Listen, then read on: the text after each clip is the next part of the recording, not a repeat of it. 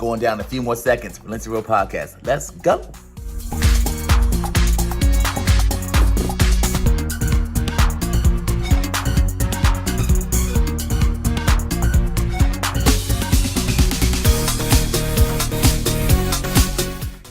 What's up, fam? It's your boy, Dr. Mike, and it's almost that time to get real, raw, and relatable. Looking forward to talking to y'all soon. Peace.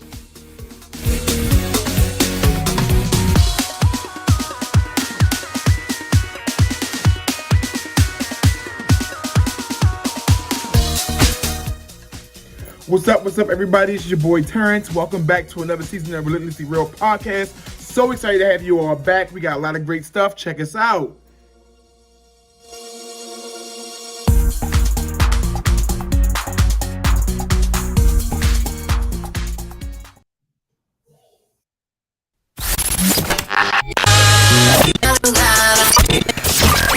You're now listening to The Real. Man, I appreciate them dudes for talking about The Raw. Wait, they were talking about The Relatable. That's exactly what I've been going through. The Relentlessly Real Podcast.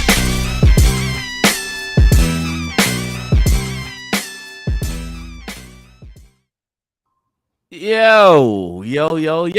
We are here for another amazing episode. What's going on, guys? I'm glad to see everybody here. Welcome to the Relentlessly Real Podcast, where we discuss real, raw, and relatable topics. Thank you so much for taking the time to listen to the podcast today. Let's kick this off with some introductions, man. My name is John. My name is Mike. And I am in dire need of a vacation. Yes, you are. You are, clearly, because you're so far away from your mic. Pause. And also, thank you for pausing. we have a special guest in the building. None other than the incomparable. No one's compared to him. No one can bring production. We got Jesus? Okay, wait. I said production. I literally said production. Right? You said no one could compare to him. I was just. You're right. I did kind of tee it up for Jesus to come in, but we do have someone a little less than Jesus, Jamiel. He is on the podcast with us today, man, to help us have a little conversation, man, about this. So welcome, Jamiel, to the podcast, bro. What's going on, people? What's going on? I don't think I've ever had an introduction like that. That a little less than Jesus. I don't think anyone's ever said that to me either. I'm like, it's Jesus and then Jamiel. Close second. Guys, welcome to the podcast. Listen, we are about to have another amazing episode because the last time we were here, we had a conversation saying, do women want to be wives? Do women want to be wives? And we had a very, I like to use over and over again in that podcast episode, a very robust conversation about this idea of women becoming wives. And we had, actually, you may not notice, Jamal's taken because we had Alicia who just said hello. Hey, Alicia. We had Alicia on the podcast who is Jamal's wife, and she brought the fire. I mean, people was like, girl, thank you. I'm going to listen to Beyonce because now I feel like I feel like somebody heard me and they felt charged up and they went with a battery in their back and lit the city on fire. So thank you so much to Alicia. And now we're going to have her husband. All right, her husband gonna come in. I don't know what he's gonna say and or do today. It might get a little bit dicey. I don't know, but we're excited. That's a tough act to follow, man. I know, man. It's hey, listen, that's your wife, bro. You married her. You know what I'm saying? Yeah, that's right. You did that, right? So anyway, guys, we're gonna jump into the conversation in like literally a couple of minutes. But before we do that, I do still have a question today, and it's actually pertaining to dating. And I know a lot of us haven't dated in a minute, but you could still say, marriage, whatever, dating, whatever it can be.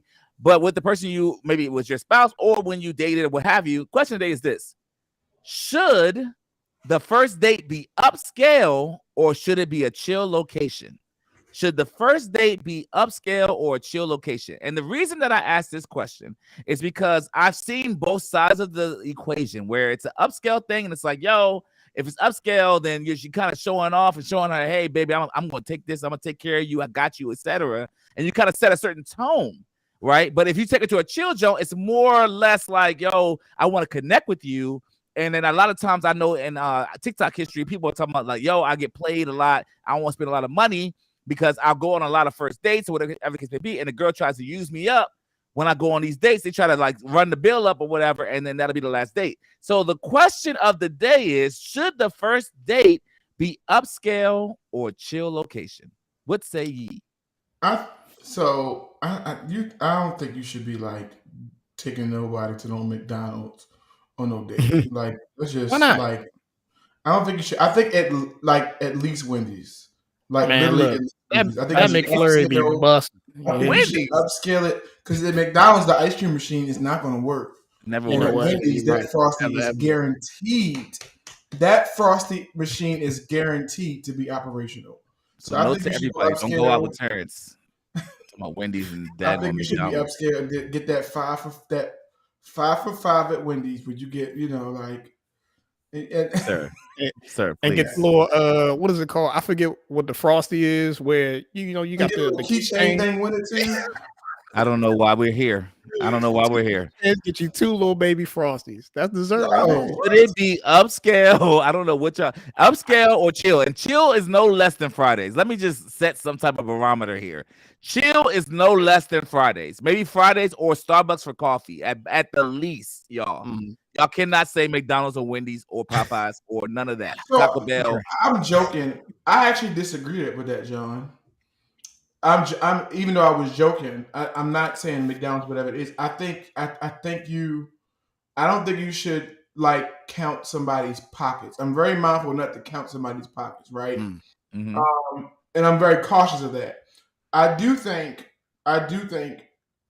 I see both sides of the coin. As the issue is, if you go all out, you got to go up from there. You said the Yes. So bar. if you go on the first date, Where you go? Where do you it makes sense? Like, Yeah. and if you don't, and the issue is you're going to be held accountable. Yes, you will. For the fact that the first date was you here, and Yeah. after that you've only taken me here. So it's just that's my perception. Well, I mean, I think that only works if you continue to have a balance, right? So, like, say if it's a upscale John, then you do something chill with a purpose, but then you do upscale back and forth type thing. It depends on the type of person you're dealing with or whatever. But me personally, like, I'd rather go chill just because if it's a first date, I'm trying to get to know you. And with the dating scene, from what I hear nowadays, like, people real live be out here, just trying to get a free meal and be like, all right, peace, whatever. I want to be mindful of my pockets. I should be able to be mindful of what I'm spending on somebody. If I want to, spend some time with them, cool. If I feel as though they worth it, all right, I'm gonna go ahead and spend the money. But it's a first date, so I don't know you for real. I don't know if you're worth this money or not. So I'm just go somewhere chill so we can talk. So name a chill spot before Jamiel answers. Give me a chill because I don't want to say what you think chill is. I want to know what you think chill is. So what I think chill is like a drive-through movie date. Okay, like a drive-through movie date. No. Where you was going. You almost got it. Okay, go ahead. Drive-through movie date. Like drive-through movie, or like you mentioned something about like a cup of coffee or something like that. It depends. Like if I met somebody like at a business event or something like that, right? And I'm like, okay, I'm kind of interested in this person because we do meet people at business events, right? And there's some form of attraction there that is established. It's like, hey, let's go grab a cup of coffee. Let's talk about a few things. Might start talking about work, but it might lead into something else, right? So it just kind of all depends. But those are my 2 examples of like something chill. Okay, what do you say, Jam? I think I'm trying not to be difficult, but I don't like either of these answers, like upscale or chill. But I mean, I think you should focus on whatever your intention is. Like if you really want to get to know the person, it shouldn't really matter. Like whether it's chill or upscale. Like if you're gonna pick something upscale and all you're focusing on is like flashing how much money you have or trying to impress somebody, then you deserve the result of somebody like treating you that way. Like if all you want to do is like, I just want to prove to you that I have money over and over and over again, then you're gonna be stuck in that cycle. I constantly have to prove that. When if you're actually focusing on like trying to start a relationship with a person, like even getting to know them, that can be chill or upscale. Like I can think of, since we're like in the DC area, you can take somebody to the Kennedy Center at the Millennium Stage. That looks upscale, but that can be free. You know what I'm saying? Like you can find something that looks upscale and has a great experience, but you're focusing on like actually trying to build a relationship with the person. Mm-hmm. But if only thing upscale equals to that person is I'm shelling out cash to impress a woman, then I think that's what you're going to get stuck with, because that's what you're trying to use as quote unquote bait to like pull her in, not yourself, not your character, not your personality or any of that. And then, you know, I guess so I'm gonna play devil's advocate to that. I'm sorry, I was gonna play devil's advocate to that, in the sense that I hear what you're saying, but I also would think of it on the other side of it is like, but I also want her to feel special, or I want her to, you know what I mean? So like, I'm not to diminish your point at all. I'm sure that you're still gonna make that person feel that way, but you want to have, because I don't. So like, do you think somebody would lose points if they go to Fridays off the first date or something like that? Like, you know, because you're kind of self-conscious. Your first date, you're self-conscious. You're like, yo, absolutely. Where we go is very important. Like where that first thing happens, and if you meet somebody that you're like feeling, you want that first date experience to be something that's like, yo, you want to blow their socks off, right? To a certain degree. I think for me, I would put the pressure on myself rather than the environment. You know, so like I'm going to show up and be the best version I can be, and that doesn't necessarily have to be limited to the atmosphere or limited to how much I can pay for something. Like, because you can take somebody to, I don't know, what do we identify what's considered upscale? No, we did not. Ruth's Chris, is that upscale? Okay, I'll take it. So so if you take somebody to Ruth's Chris, or you know, you take a girl to Ruth's Chris, but the conversation is dry, like, what does it matter? She's probably gonna want more food because you ain't talking. You know what I'm saying? Like, or if you're like a jerk towards the server or something like that, that's not gonna help you. Just because you're like, oh, I can buy everything on here, I don't mind. But she's like, oh, you're a loser though. Like, what? It doesn't matter. Yeah.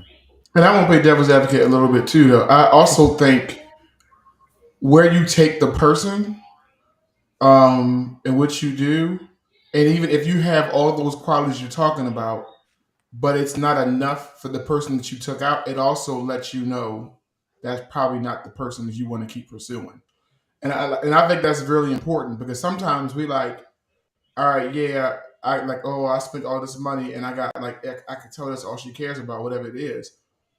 I mean, that's part of like it is a risk. It's part of the gamble, but it also lets you, like, if you see that up front and you see that like literally on day one, bet I know where I'm not investing my time or my energy toward anymore, and I can just keep it pushing. Because I feel like because I agree totally with Jan's point. I can also see that not being received well by every single female, and that's just being like straightforward. And so because that would be my energy, and I can see like, yeah, I'm just trying to have fun. I'm trying to get to know you. Like, I actually would take you to, I don't want to take you to places like where I'd rather place where we can have fun. And sometimes those spots aren't really super duper expensive. Like whether it's go-kart riding, whether it's like you know what I'm saying, stuff where we can kind of like, it makes sense, like really get to know, have a fun, chill date. I think food should be on the table, my personal opinion. I think food should always be on the table. Yeah, food always bring people together, man. Like, spark conversation.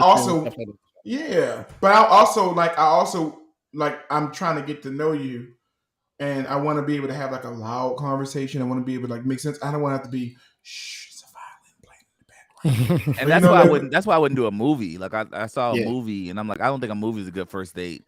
But I also wanted to highlight this point here that Brady made. My only requirement is no first dates at home and no first dates at fast food spots.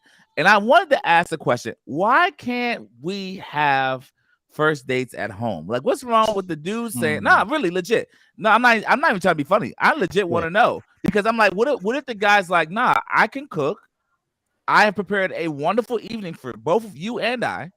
And it's not nothing sexual. It's actually just an intimate encounter where we really do get to know each other, because it's not like this, you know, like fill a restaurant people. I know it's not safe, guys. I know it's not safe. But I'm saying, if you so desire, what's wrong with that? I guess is my question.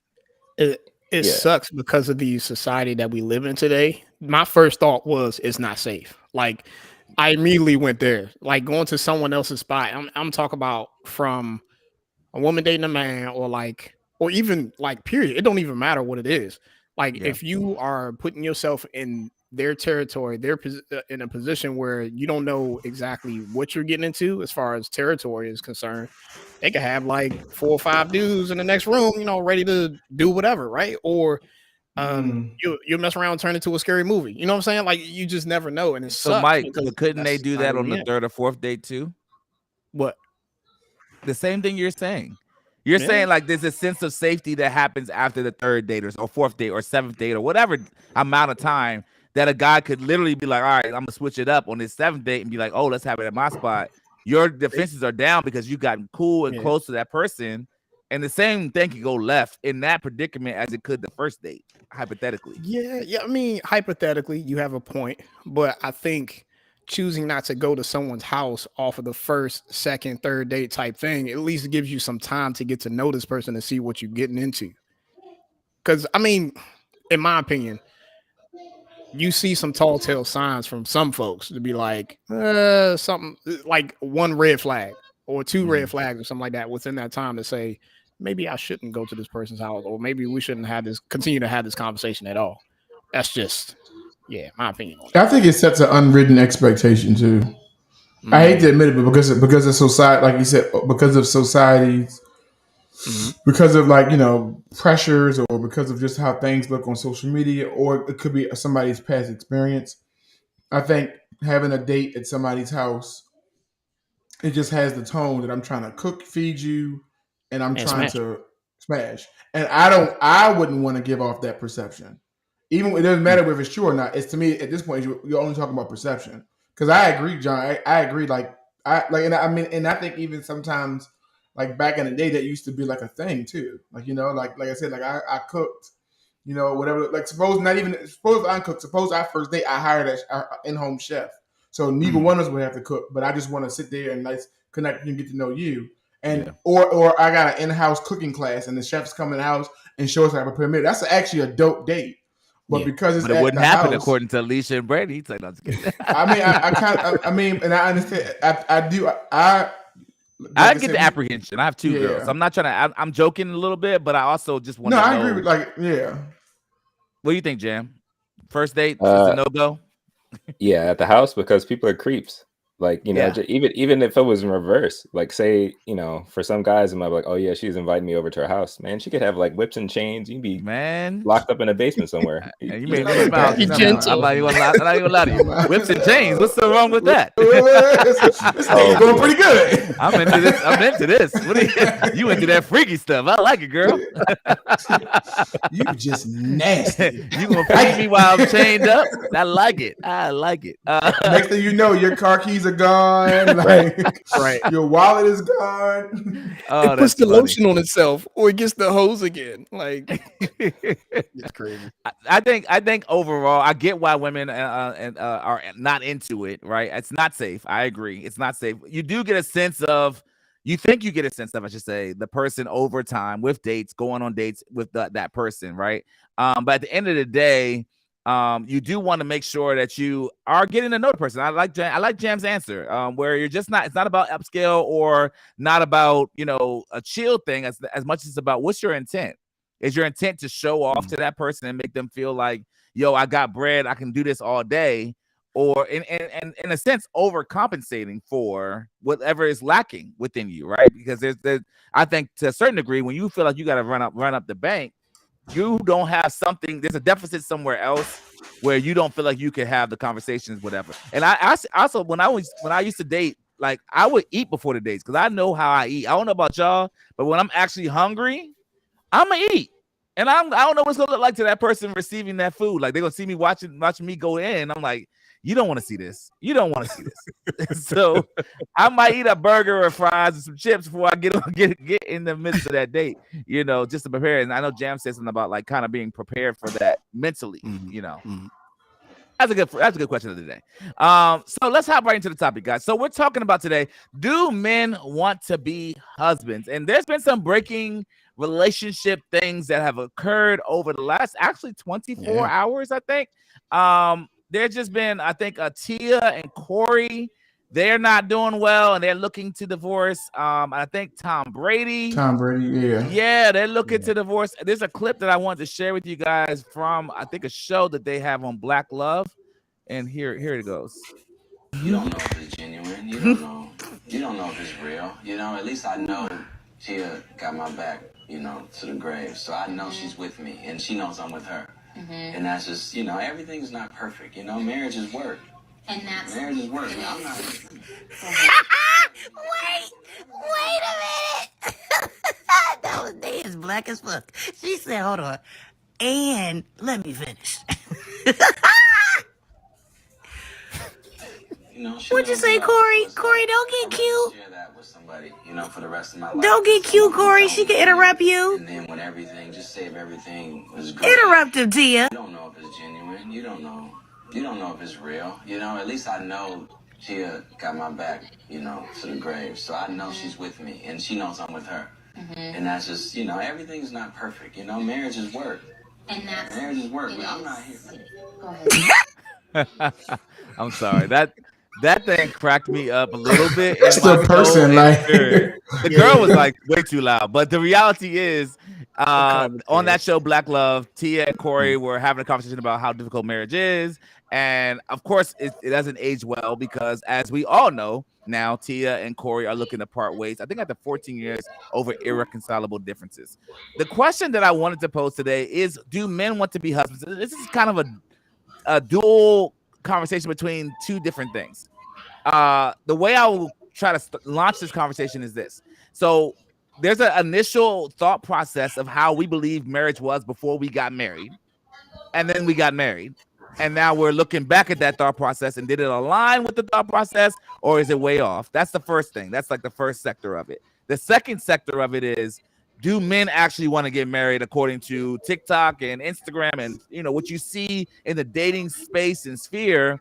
Are men still trash, or are men like kind of showing up and showing out? Are they trying to please women in the arena of being potential husbands? Like what might be the reason why they might not want to, I don't know, date or marry women in this climate? So we're going to deal with the first part of it now, and then the second part of it later. So the first part of it, and I'll start with Jamiel since he's our special guest. So Jamiel, you got married to Alicia, and I know she's on here, so if you need to blink twice, let me know. But as we have this conversation, did you think initially from what you thought marriage was versus like what you think it is now? Like, did it line up with exactly what you thought it would be, or was it kind of like, man, this is not what I thought it would be, and I don't even know if I desired to be a husband to this degree of what it actually cost me to be a husband?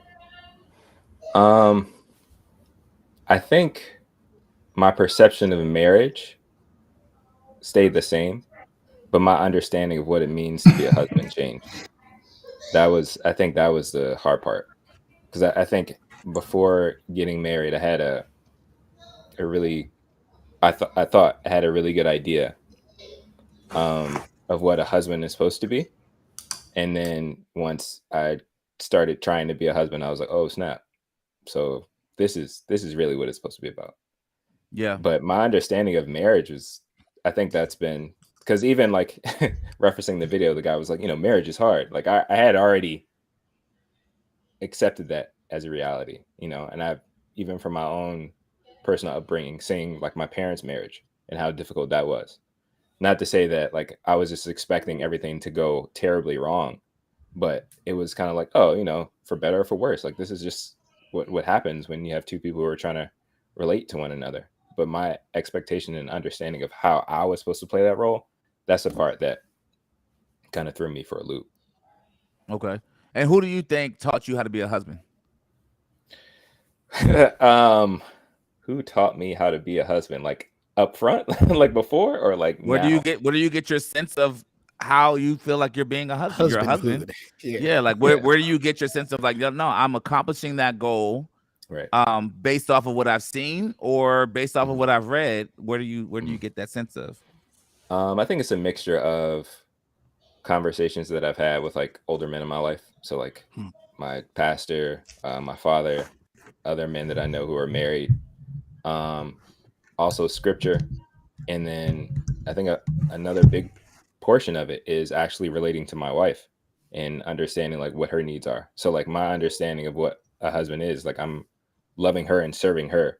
So for me to effectively do the serving and loving, I need to know how do you want me to serve you? because I can go with just like all of these preconceived notions of like, girl, this is what you want, this is what you need, and never ask her.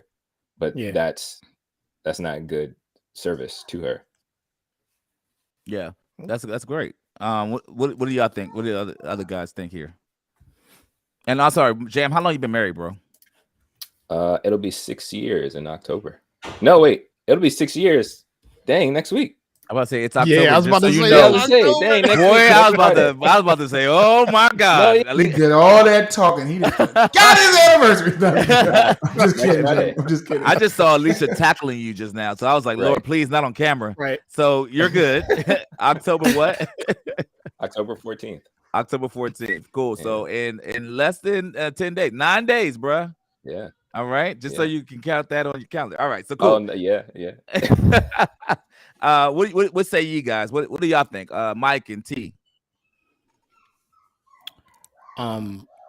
So repeat the question again so we can kind of understand. Okay, so the refresher is, what do you think versus like what marriage has become versus what marriage is? So like your ideal thought process of what marriage is when you went into it, like, yo, it's gonna be this, it's gonna be that, it's gonna be this, it's gonna be that. Did it measure up when, looking back now as being married? Like, did it measure up to what you thought it was gonna be, or did it not?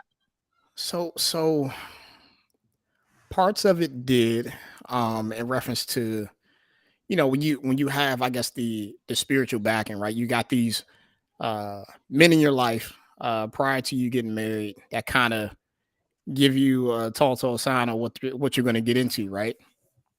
To say like marriage isn't easy, it's going to be work and stuff like that. Yes, I understood it, but when you get into it, like you don't realize it until you get into it. It's like, oh, this is what they meant. I mean, he said it was gonna be work, but I ain't know it was gonna be like this.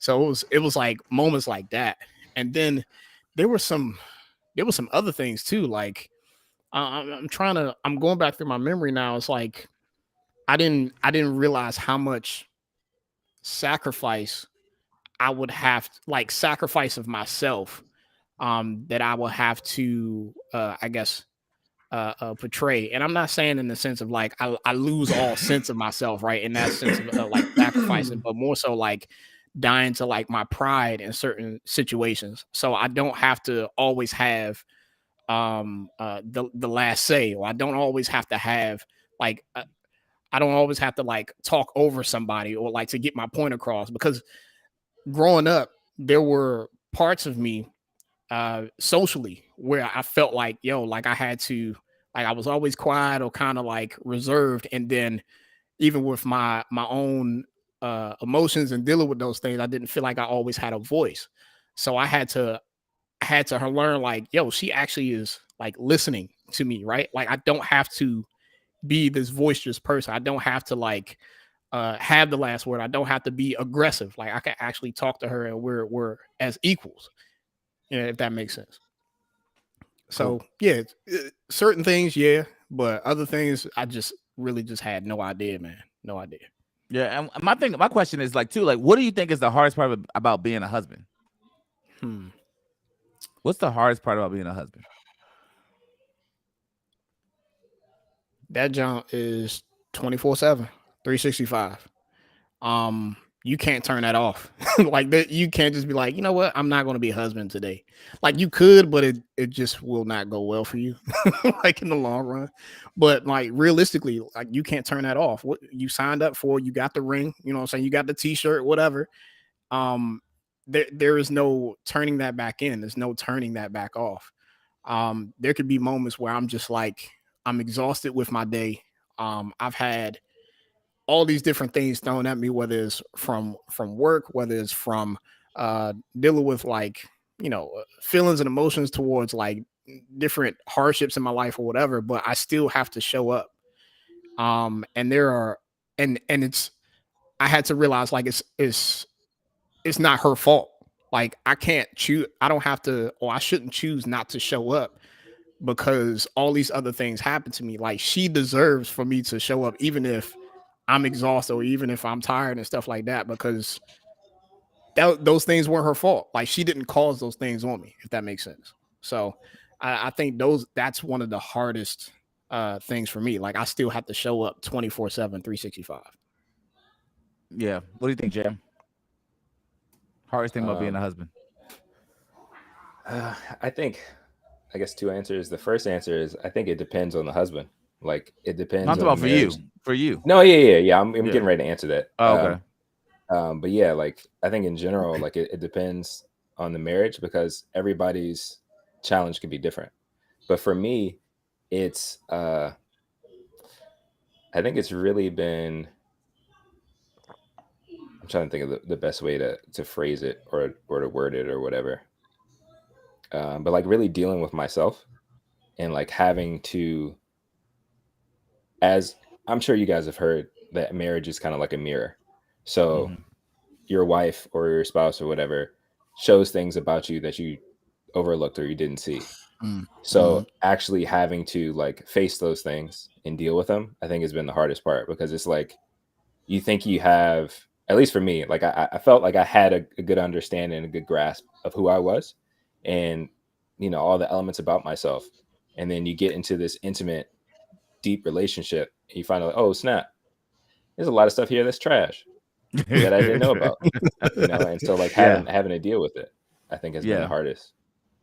Yeah, I would say I underestimated the work. Like I hate when people say that marriage is hard work because I don't think that's a fair assessment of what marriage really. I don't think it's fair.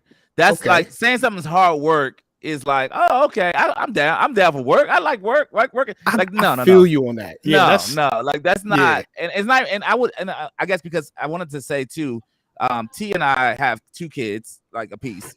And not together. Just want to make that clear too.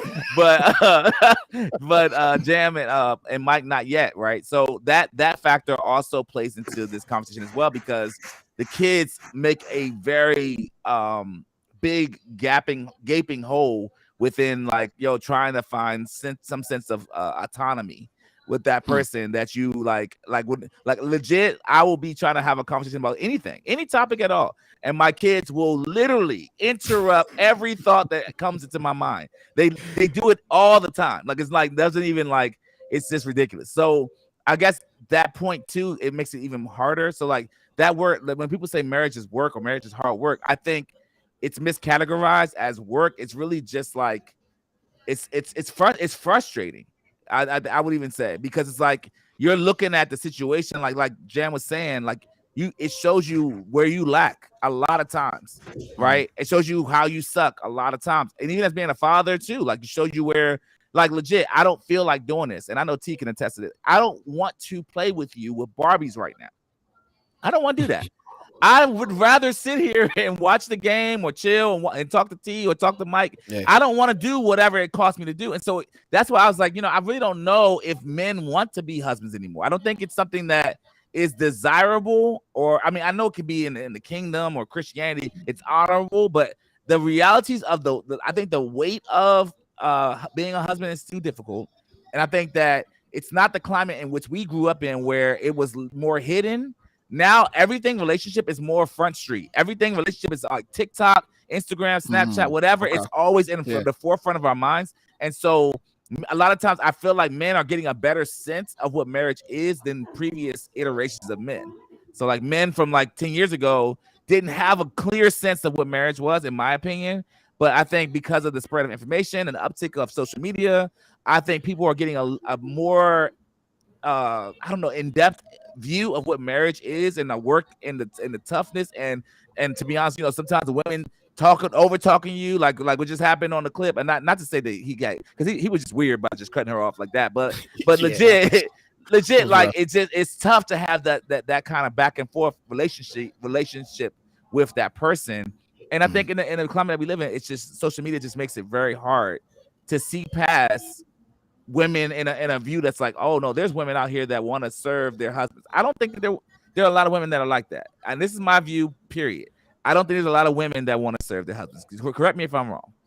So I think it just sucks because of how powerful social media is, how powerful entertainment is. As if it wasn't before, like it really is now, man, because it's so readily accessible to us. Before we had to read some stuff in the newspaper, watch TV, listen to the radio. Now it's literally in the palm of our hands with the technology that we use, like within our everyday lives. We got all these different apps and stuff to access our, excuse me, our bank accounts and our emails, and being able to call somebody on a whim. But that same thing, we get notifications about social media all the time, notifications about news, notifications about everything. Yeah. And because of how powerful that is, how much of an influence it has on our lives, people legit don't realize, like, first of all, the social media game and like, it's all entertainment, but for folks that, I think we talked about this last episode too. So for folks that look at that as a way of life, like kids that are growing up and that's all they going to know. And next thing you know, 10, 15 years from now, they've developed their personalities and their expectations on life around what they've saw on this entertainment. Mm-hmm. Like they view that as life. And once you do that, man, you see the Real Housewives of Atlanta, Hollywood, whatever like that, and you start to see these different things happen on entertainment, man. It's a false sense of reality, but that's what they're going to see as real. So my question is, why should, and I hope Terrence can chime in here, but why should men want to have wives? Like, why in this economy where we're talking about, especially when we're talking about social media and talking about like a lot of the narrative being shifted because of social media, why should men want to get married with all this information widespread? Yeah, I think, if it's okay, I think that asking the question that way kind of sets men up either way. Like, I think it should start with, should the man even want to be a husband? Because like, but that was already the question. But I want to know, do men even want wives? Like of course they, so like they can want to be husbands and still not like what they see as wives. But no, I mean the reason I say that, because like that makes, when you say, do men want wives, that focuses on like women as kind of like objects. Like that's the main thing I'm getting. When, if you're coming from the perspective of, no, I'm going to focus on being a good husband, that's different. Because you may want a wife and not consider yourself a good husband, don't care about how effective of a husband you're going to be, never pay any attention to that. So you're only focusing on, I want a wife that can serve me or do this, whatever.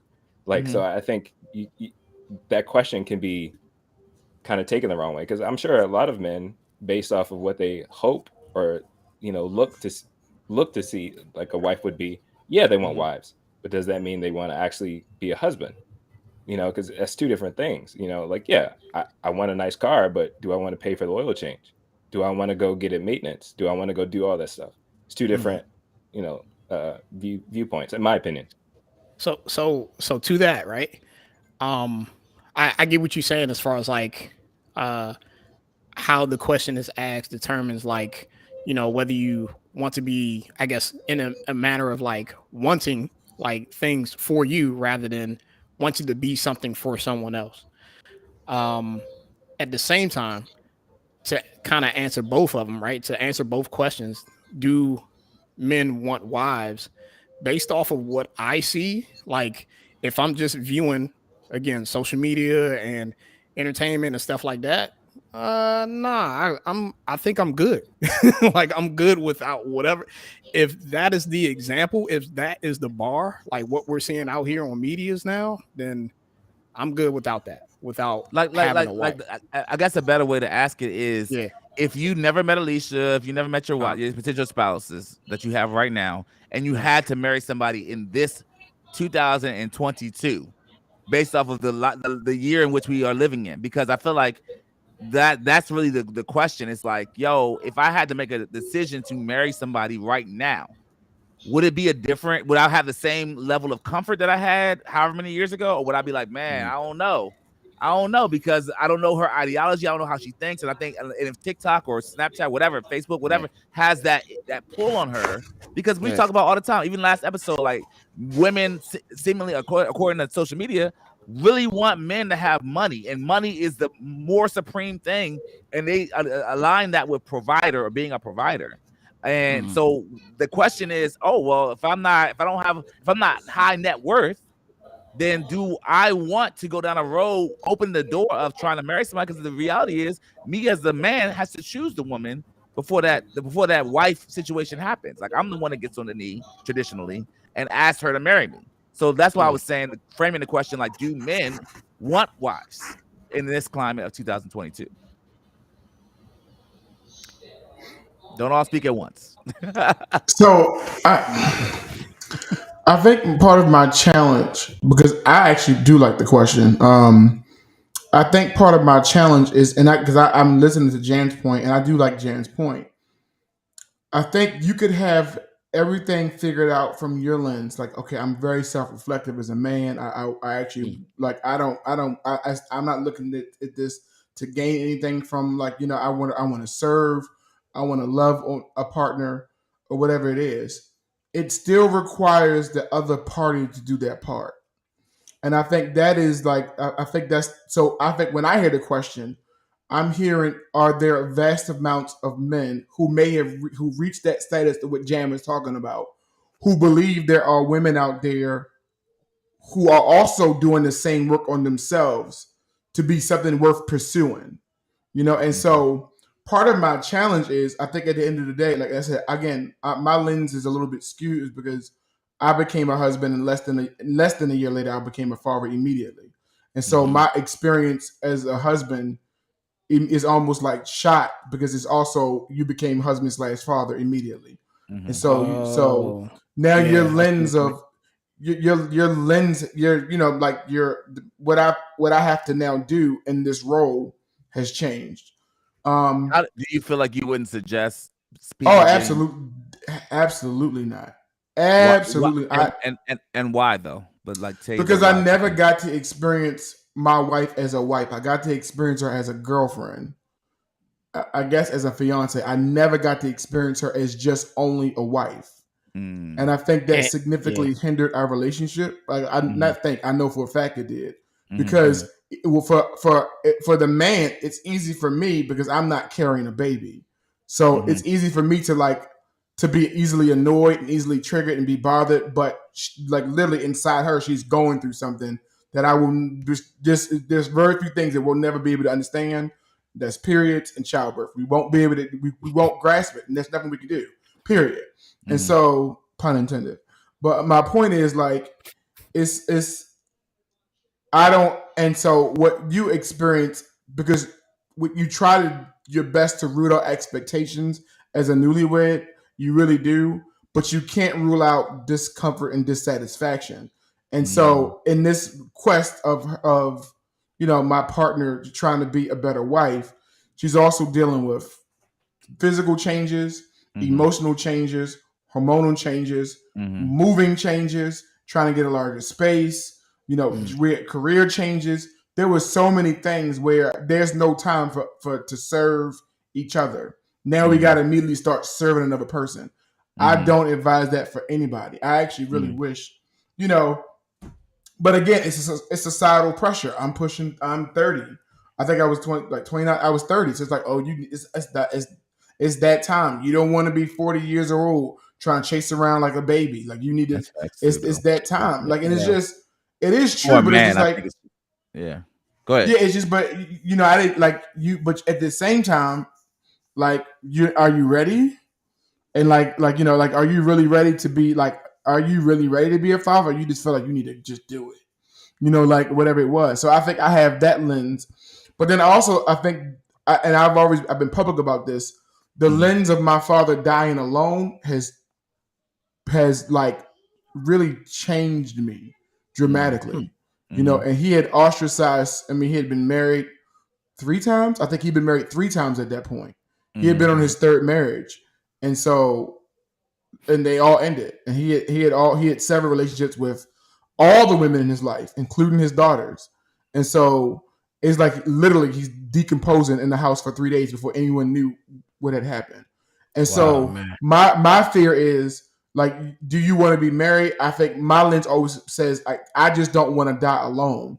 And, and I don't prefer the company of men. So it's like, at the end of the day, if you're don't not be there with you, like, so I'm just like, you don't want to die alone. So like, and I would feel like marriage is it's the idea of growing old with somebody, like growing old with somebody, having like a close friend, a partner, like someone there to like for better or worse. A lot of the worst will come at the end. Like somebody, like I'm looking at my stepfather right now.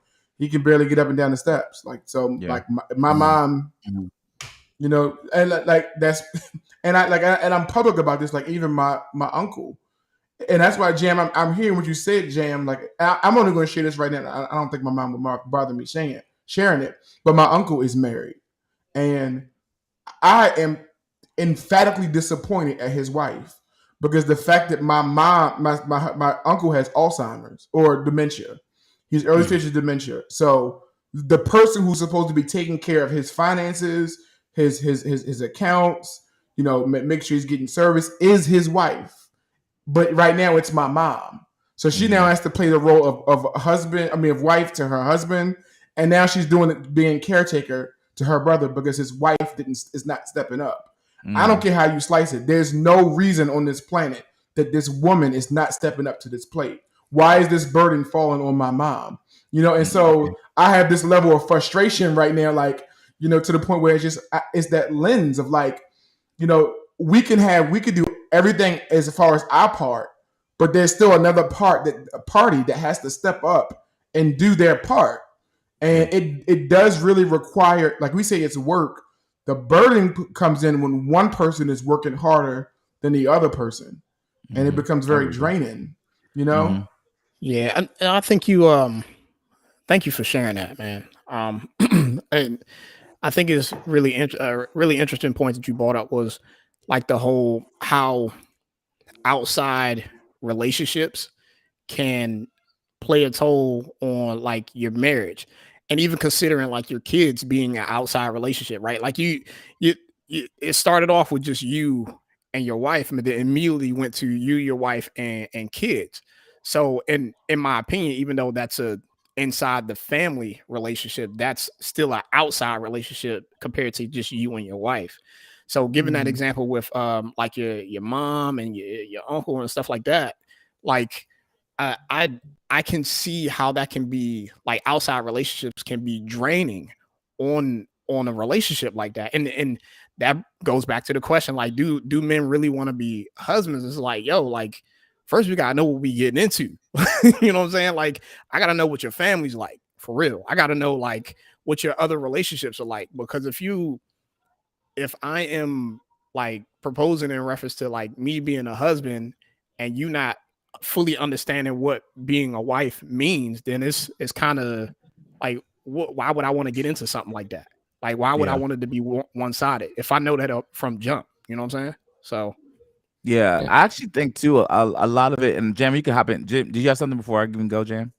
Yeah, like I agree. I agree with everybody in regards to like, at the end of the day, no, you don't want to be married to somebody that, like Terrence in your uncle situation, somebody that's not going to take care of you. That sucks.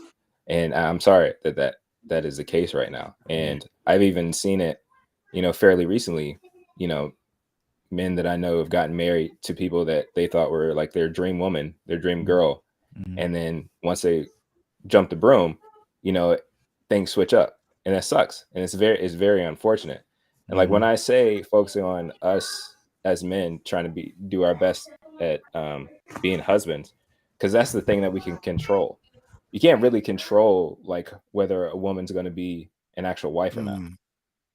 I think the best you can do is you can hope and do your best to try to identify characteristics that you hope are going to be values that exist in her, because at the end of the day, she can check off all the marks, and then for whatever reason switch up, whether it's a traumatic experience that she has or whatever, and that sucks. But the only thing we can control is us. And I think in a lot of these situations, even in people's responses to society and stuff like that, oftentimes we're putting a lot of pressure on the other person.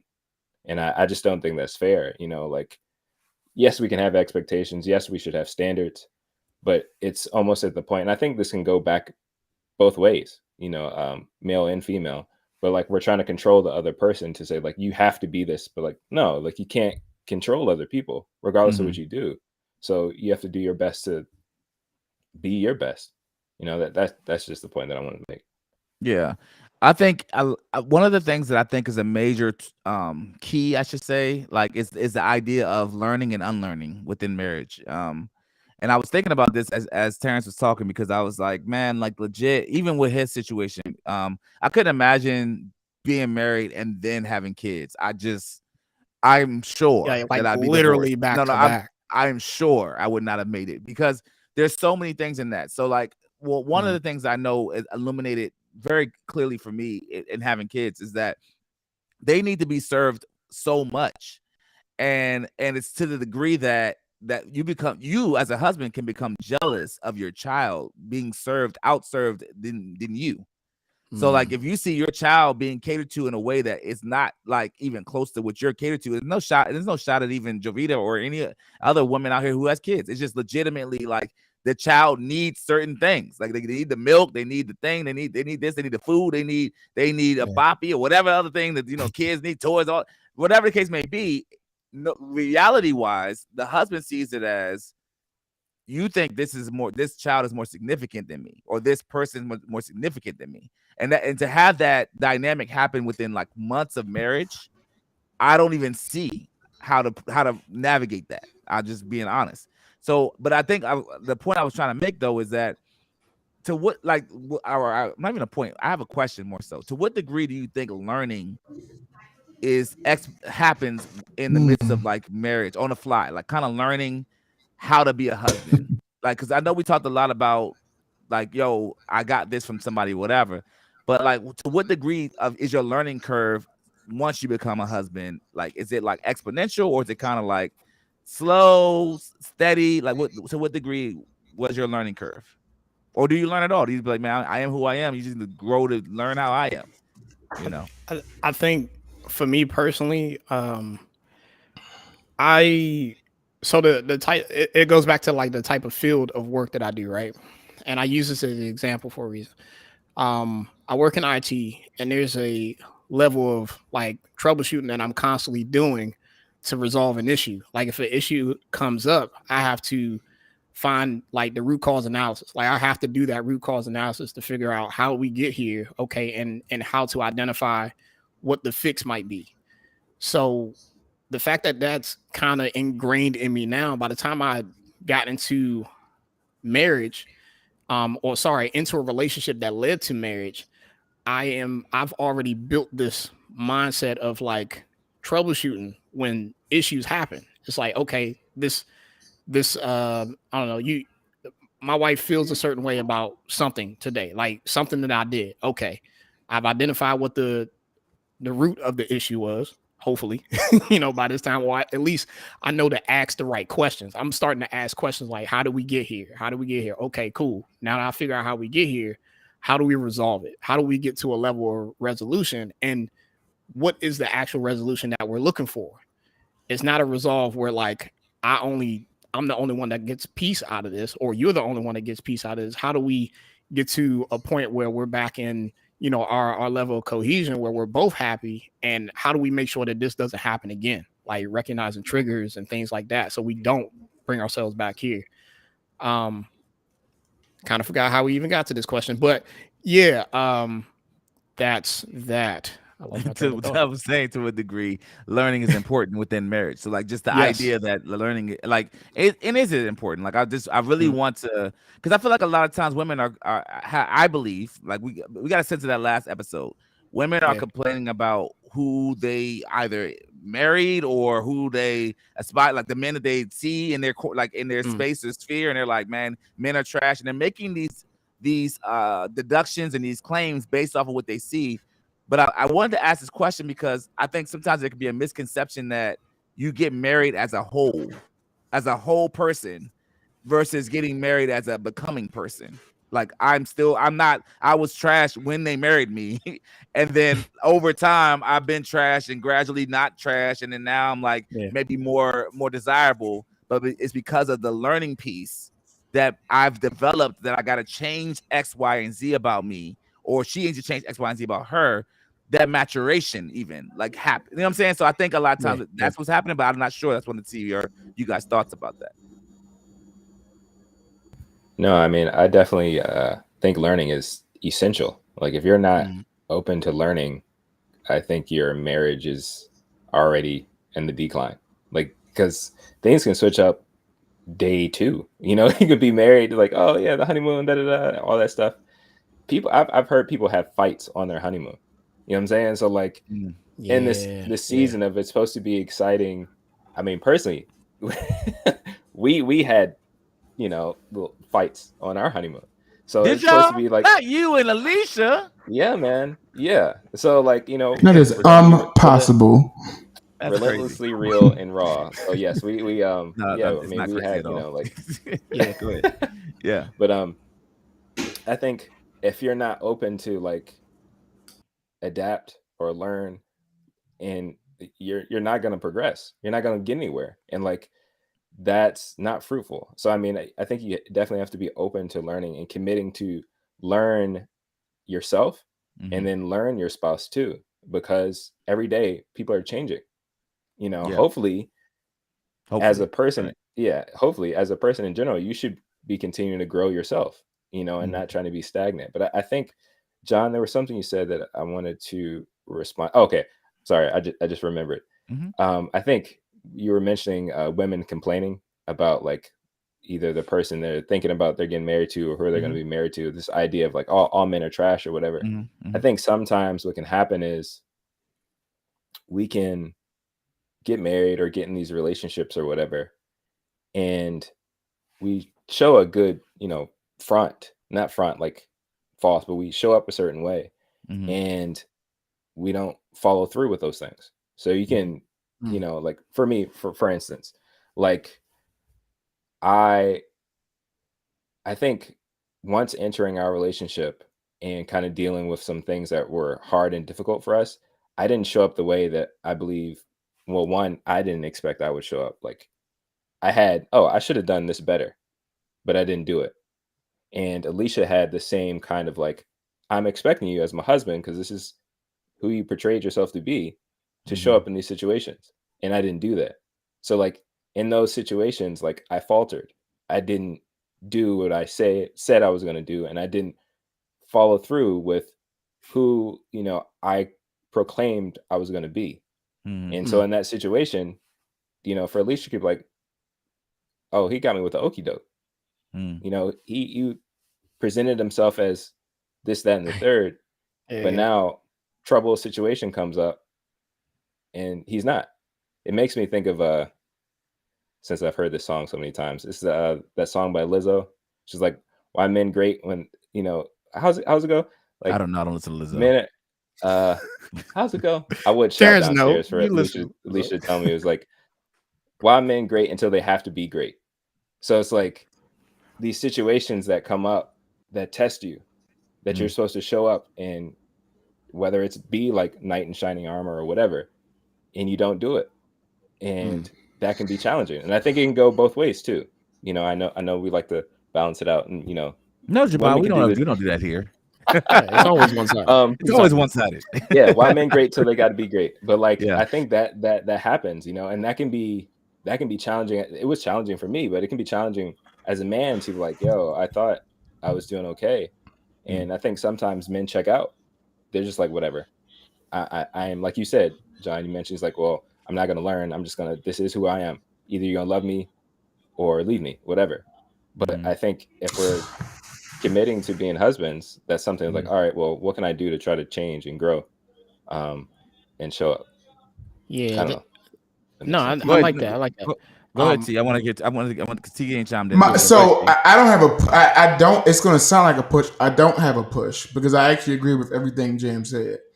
I think one of my issues where I think I fail is because, so one thing and I will say this. I was actually talking about this with like in therapy today, and John talks about this all the time. The idea that, I know we talk about you were always growing, but the other thing is that you are different at different points in your life. So 30-year-old me is way different than 40-year-old me.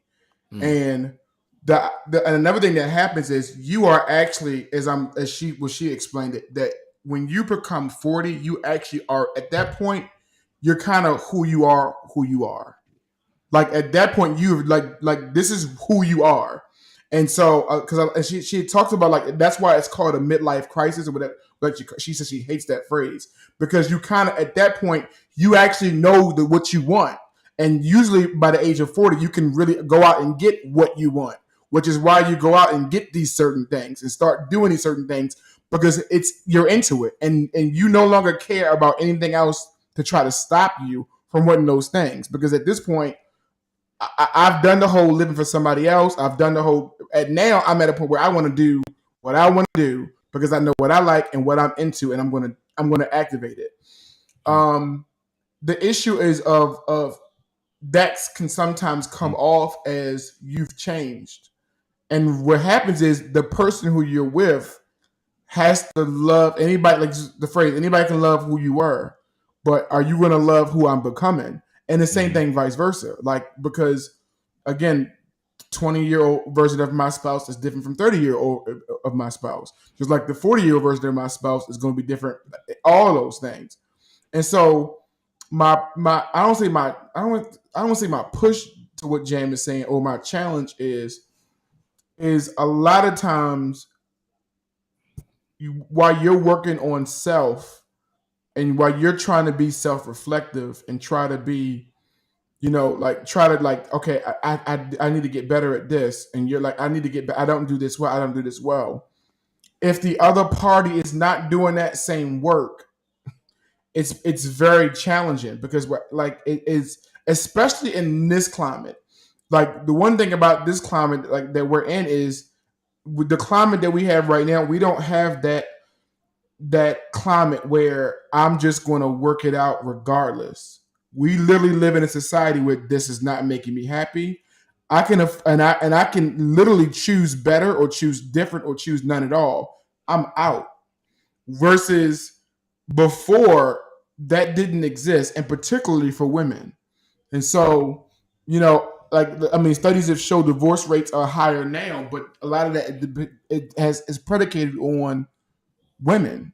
It's predicated on more rights that have been granted and more powers, more responsibilities, more that has been granted to women. And I'm not saying that's a bad thing at all. Like, I want people to think I'm saying that's a bad thing. I am not saying that's a bad thing at all. I actually tend to think a lot of other marriages historically would have ended if women had more privileges, more powers, more rights, and etc. So I don't even like comparing today's like marriage statistics to statistics from 50 years ago. It's not a fair comparison because of like the rights of and roles of women. But what I will say is, I don't think the idea of I think even scripturally, God holds both man and women to a level of work and a level of responsibility in the relationship. And both parties really have to be all in to doing the work. And I think the danger really comes in if one party is not doing the work, or if one party is bothered about the work the other party is doing. It's just it just becomes it could become very toxic real quick. And like I'm looking at that data that John presented earlier. Like, you got people would say, well, marriages would last longer if the man was able to provide. We just saw two examples. It's not true, because who can provide more than Tom Brady? like who can provide more than I mean, other than outside of God. Yeah. I'm just saying, like, it ultimately it really does take more than just ability to provide. Like, and people say, well, and just like men would say, well, marriage would last longer if the women took care of their bodies and looked better and took care of their how they arrive and whatever it is. Well, I mean, there's a lot of examples of women who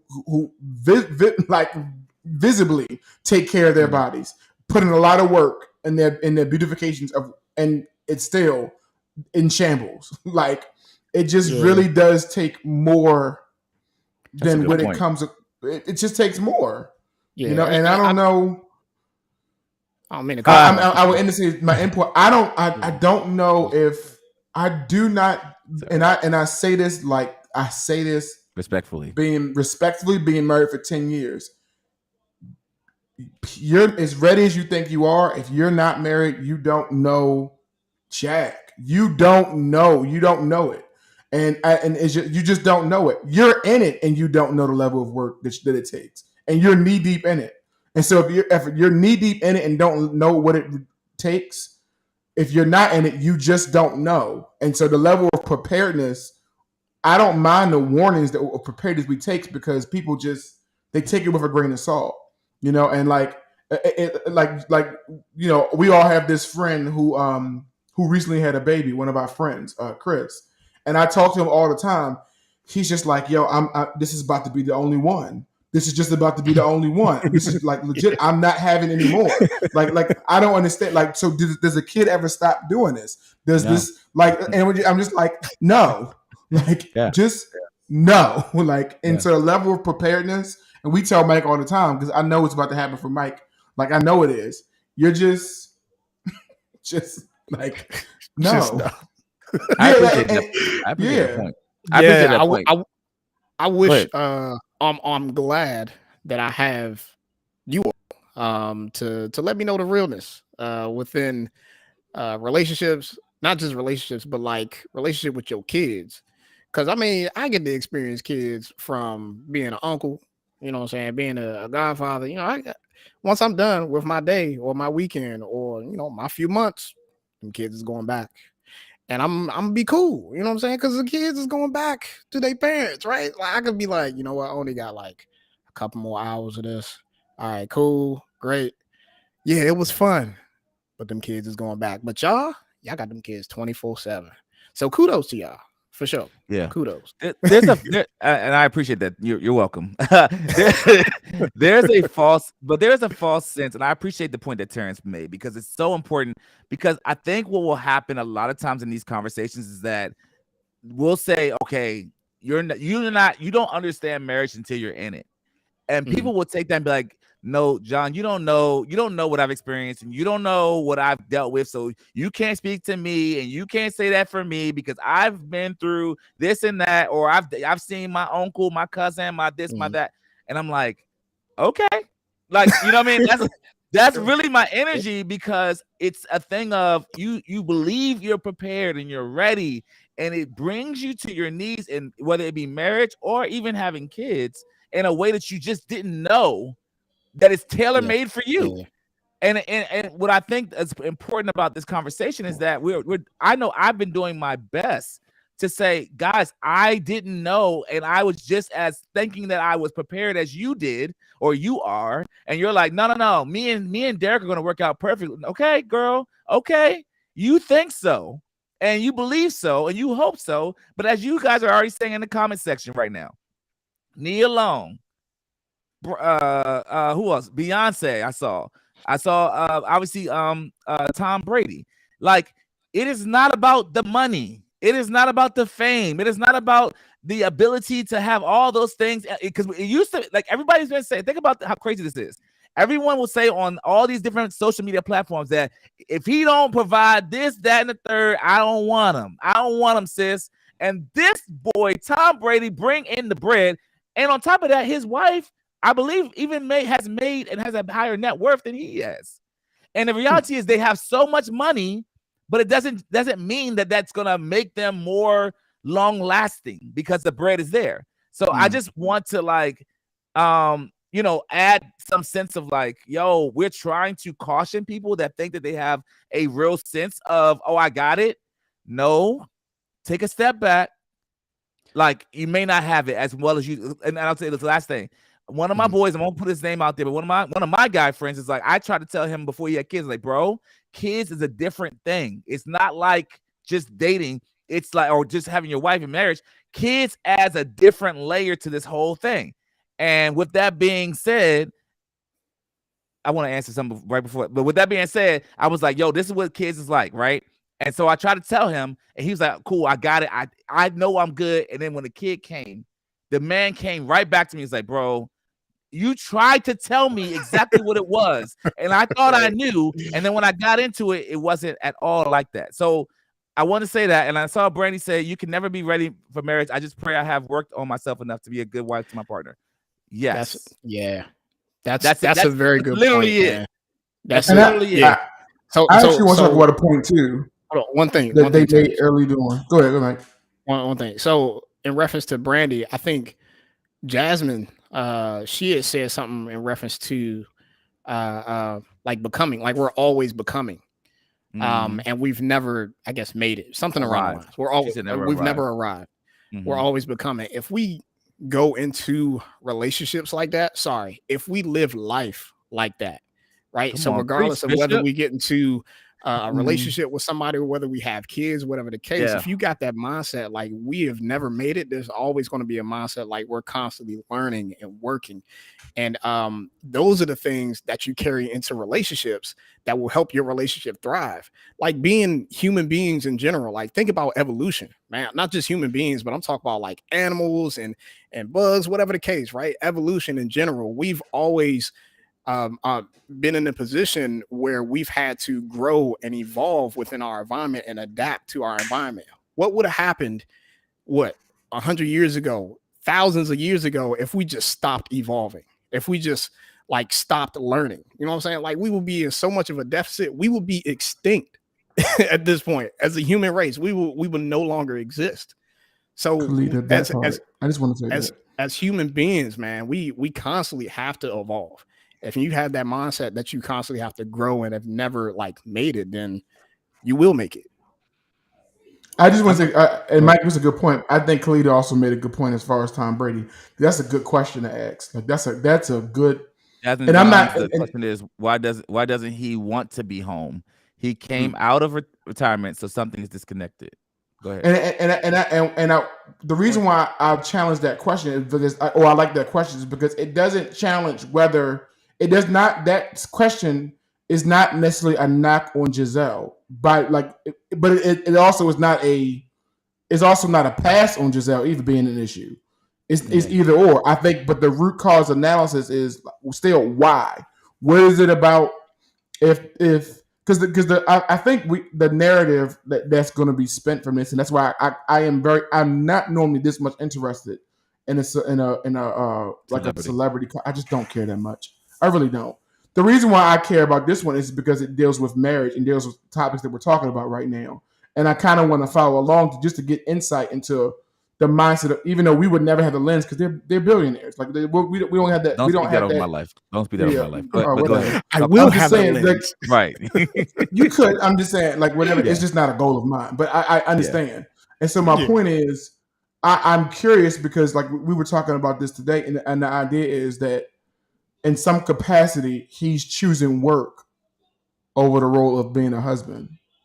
And that could be an issue. That could be either an issue with him or it could be an issue with who he chose. But the end of the day is he's choosing the work over coming home. Occupation. Yeah, he's choosing the occupation. And so I'm glad that's a good segment to the point that Jasmine was talking about earlier is because she brought up a comment. It's like way further down, no reason to scroll up. She's talking about, like the mom takes a toll on the woman. And while I hear that, and I just don't want to get on Al Gore's internet and think I'm not cognizant of that. I would push back because it all depends on the lens that you're talking about as far as if men don't understand that burden. Because I can ask and I'm going to use my brother as a question. John, who does the primary cooking in your house? You want me to get me killed or what's going on? I just answer who does the primary cooking. Answer the question, John. I don't know what we're doing. I don't know what now. Who does the primary cooking in your house? It may be me. Lately, Javier has been stepping up, but it's been me. And it's not an issue of stepping up. That's not why I'm making that point. John, who does primary pickup, drop off and pick up? I do. And so what I'm saying is, what people need to realize is the role of a woman has changed dramatically. And with that, if we as a man, we have to pretty much accept that and understand that and look at that and realize that maybe our expectations of what women will do is different because their role has changed in society. With that being said, the role of father has also changed. And while I think that comment was very true 15, 20, 30 years ago, where women did a lot of the brunt work as far as taking care of the kid, I don't know if that's the same in every household. I don't know if that's the same in every dynamic of a relationship. And that could be from a lot of things. Like in my experience, it's because my dad was not present. My dad was not active. My dad was trash. And so I said, I'm not going to be that. I'm not going to be that. And so I wanted to step up like more. Like I wanted to be present more. I overcompensated. You know, like John was typing in chat. My kids are here in the background right now with me because I'm watching them. So it's just like it's just their roles are it's just they have changed. So in some capacities, some men, I would say, I don't think men will ever understand. They will never understand the burden of childbirth, and they will never understand the connection that a mom has with her kids because she birthed them. We just won't. It's just never we can do. We need to stop apologizing for it. We won't get it. Yeah. But I can't say that men won't understand the level of work that it takes to provide and take care of kids more in today's time than we did 30, 40, 50 years ago. You know I do because I remember having to get up every 2 hours and 3 hours to change a diaper and to feed a kid and still having to be at work at 7:30 in the morning. And so like, I know growing up, that was not something that dads traditionally did. Like they didn't get up and feed kids. Well, I got up and I got up enough to realize, I'm not having any more. I'm good. I'm done. I'm done, and so I'm just at least the point. I had a thought, and I know I want to make sure. And Jam, you can chime in first because I know you haven't spoken in a while. But I had a thought that I wanted to ask, and let me disclaimer it before I say. Obviously, a lot of times we go in on the women in the podcast or whatever the case may be, and I know that's been like, oh, that's the outlook on this, topically. But this is not really the case. I really have this question because my thought is: do we raise women to keep growing and evolving, or do we raise them as perfection? Because I think sometimes we do raise our daughters as perfection, which would lend itself to believe that you don't have to evolve and grow because you kind of want to be like, no, you're good as you are, like you're perfect as you are. Like as fathers, sometimes you have a tendency to give in to the idea of no, like you're good, like you're because there's this sense of inadequacy. And you want to like you want to almost overcompensate that by saying, no, you're fine as is. But does that lend itself to stifling potentially like in this like growing, evolving type thing? And Jam, you have the floor. Yeah. Let's see. I'm trying to hold on to 2 points at the same time. So I think the first one, when we were discussing like Tom Brady and all the other celebrity marriages and relationships and stuff, and how that ties to, I think, the main question about, do men want to be husbands? I think it really starts with like defining what that is. Like, I don't know if a lot of people actually know what a husband is or even what marriage is supposed to be. So I think that plays a huge part in even trying to accomplish that. In response to the raising daughters to perfection thing, from the women that I know, like, I feel like what I'm pretty aware of, they never feel perfect. Like they're constantly chasing perfection. So it's I don't think it's the idea of because when I think of, at least when I hear you say that, this is kind of like concluding that women get to a place and then they can kind of just chill. It's like, oh, I'm good, I'm perfect where I am. Yeah, complacent. And to me, from what I've seen from the women I know, it's the complete opposite. Like I have to always constantly strive. And sadly, I think sometimes it's the reverse. Like I feel like it happens to men a lot more often. And like there's this kind of this baseline of acceptability and complacency that exists. If we can do the bare minimum, sometimes that's good enough. From who? Just so I understand what your point. Like I hear you. I'm just want to. So you're saying that men are oftentimes on this like, yo, you're good enough, you're this enough, you're that enough. Yeah. Who is the person feeding that narrative to the men? It could be society, it can be parents, especially like those that I've seen who have grown up. And it's case by case. Not everybody's situation is the same. but sometimes the bar is set lower can be from a mom, if they're raised in a single parent household, that can be the case. But yeah, like society as a whole is kind of just like, you get to a certain place and it's like, that's good. That's okay. You're doing all right. But I lend myself more to what Steph was saying. Actually, he says almost every woman I know with a solid father in their life have a type of or iteration of a princess mindset, and I would say that because I have it. I have 2 girls. Okay. I'm gonna make my daughter. I'm part of it's a conflicting thing, and I'm not saying society doesn't make the pressures of a woman feel like she's not enough. I'm not saying that. But I'm saying in the role of a house, how much does a father like me, let's say I raise my daughter the entire time she's in my house, like, yo, you are a princess. You're enough. You will never need to really do nothing more than what you're doing right now. How does that switch over lens-wise when she becomes a wife and the striving part of being a wife? Because she's already thought she's enough as a woman through her childhood. Then what would she even know to lean into this idea of evolution or maturity, or you're not enough and you need to work on X, Y, N, or Z if I created this princess mindset for my daughter? Just for balance, since the topic is husbands, if you had a son, would you treat them the same way?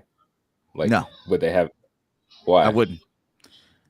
I think that a black son in this climate would be a totally different scenario of how I raise my child than I would my daughters. Okay. I would.